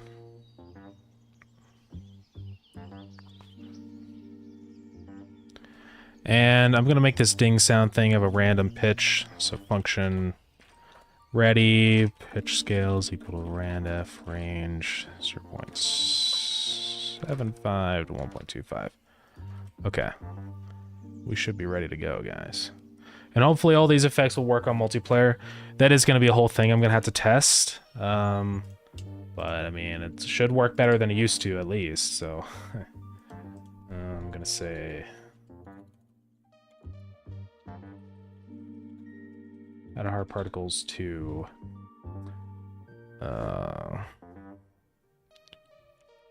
breeding animals,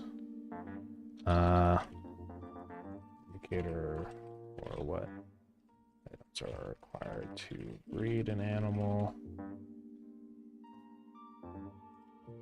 Add a noise that plays when. Okay.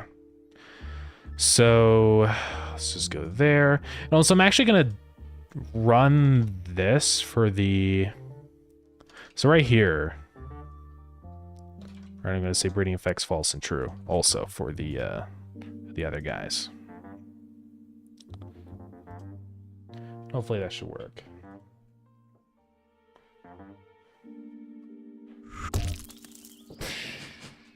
Okay, so let's try this out. Let's say mature true. Let's give moongrass 99. Give ruby green 99. Okay, so breeding one of these guys, they should just do it. That ding was incredibly quiet. I don't think this got normalized when I exported it. Oh, it's probably because my velocity was nothing.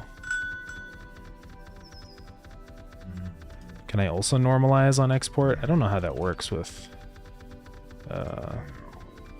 FL Studio. Yeah, I don't see any normalize. Well, we'll just redo it at this volume. Hopefully it'll be fine. Well, let's go ahead and restart then. Oh yeah, I was gonna see if I have a driver. I think I do. Yeah, okay. Man, I wish I could get one of the new cards, but there's no way. It's never gonna happen. It's just like when I try to get this card I have now, it was... Dude.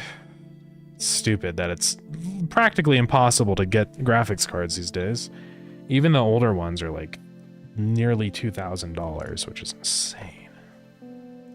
I don't know, man. Why is it so quiet? Oh. I don't think it made it any louder. God dang it. Just whatever. We'll go ahead and export this in, yeah, in Premiere. Man, I love Godot. Godot is pretty epic. Sometimes it's quirky, but I do love it.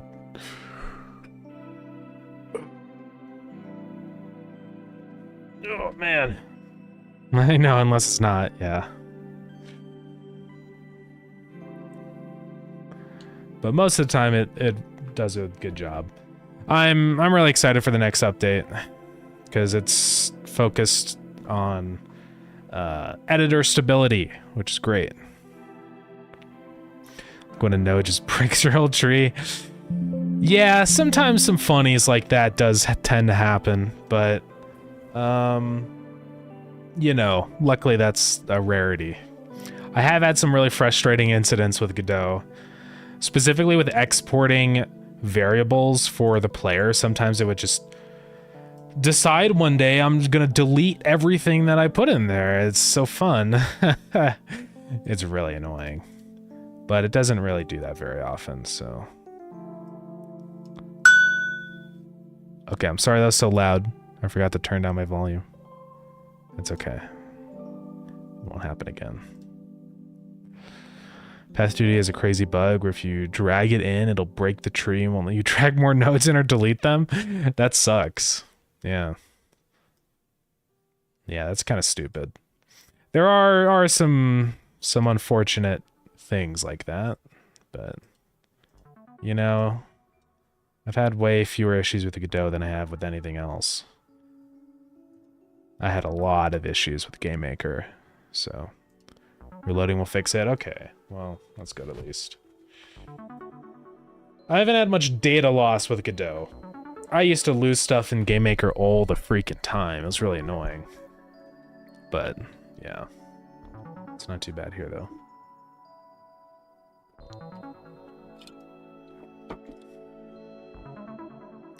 Oh, my computer's so slow. I think it's just because I am streaming. But, man, I wish it was faster. GameMaker seems wild. It's pretty, it's something.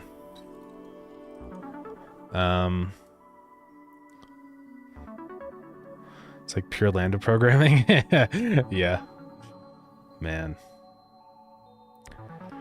Yeah, I don't know. I like programming Godot way more than I ever did with GameMaker. GameMaker programming was just kind of not fun. It felt like I was always battling the engine constantly, right? So.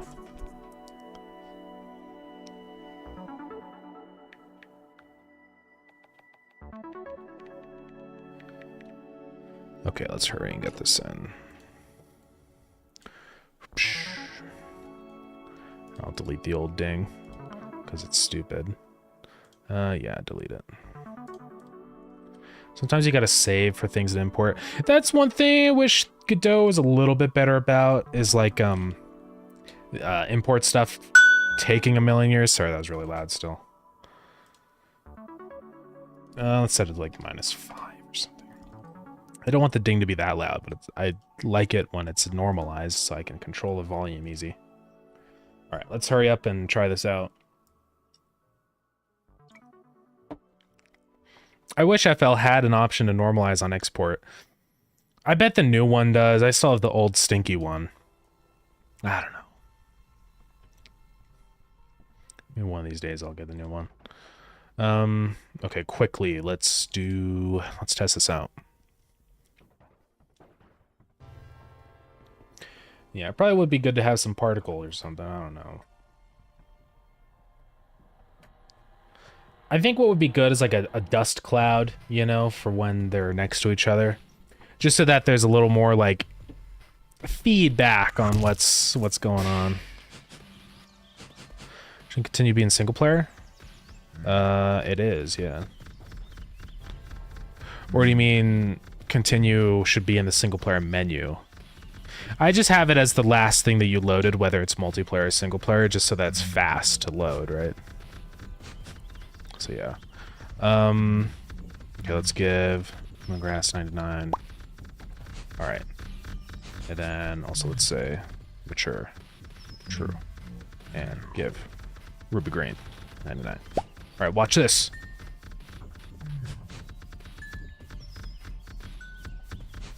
And then these guys. That was really loud for some reason. Maybe it's just because there was 2 of them playing. Why is it so loud?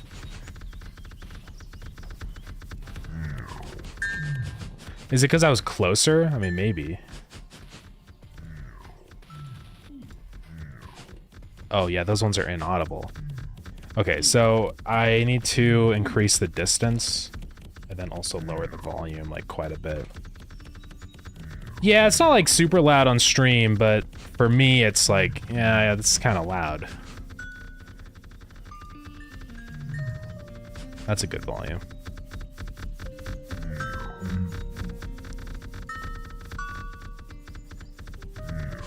Okay. I think we're good. I think it's working. I think, we're gaming. Yeah. Man, these guys are gonna be chewing through the food. Alright, anyways, I am gonna probably try and put up a patch pretty soon about this stuff. Just so that we can get this all fixed. Because I know not being able to use tools is kind of a big deal. There's still a couple more things that I wanted to do. But this is kind of like... Okay, actually, I did do that. I can just do one at the beginning. Okay, that's nice. I did the indicator for what they... Oh, what? Maybe there does need to be 2? What? What is happening? Do I just do it at the end? I think that's what it is.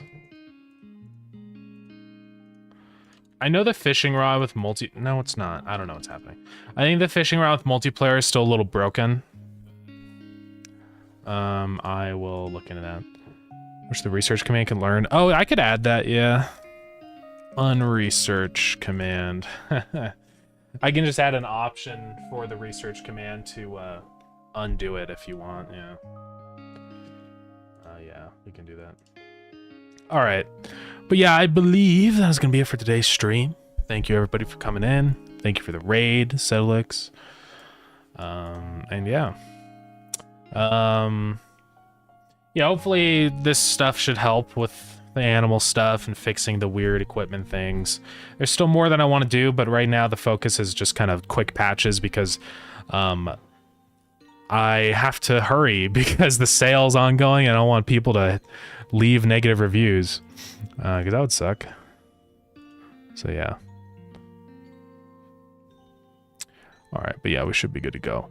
Okay, well, thank you everybody for coming. I'm gonna try and fix my webcam for tomorrow because I don't know what's happening. And yeah, hopefully I'm gonna try and get this up tonight. I'm gonna actually really try because I need to. So yeah, and then I'll keep working on other stuff. It's gonna be hard to get fishing working. I'm not sure what's wrong with it. I have to figure it out. But yeah, it doesn't seem to be working. So yeah. All right. But yeah, buy Starground right now if you want. It's 30% off. It's like $7 now. USD. Join the Discord if you want. And yeah, v0.11 is up. And I'll be here tomorrow, 3 p.m., same time. 3 p.m. MST. And yeah, that's gonna be it. Let's go quickly pick somebody to raid because I gotta go. Let's see, who do we want to raid?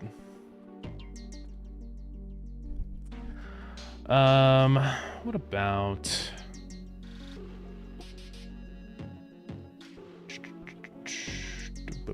I don't know. Who do we want to raid?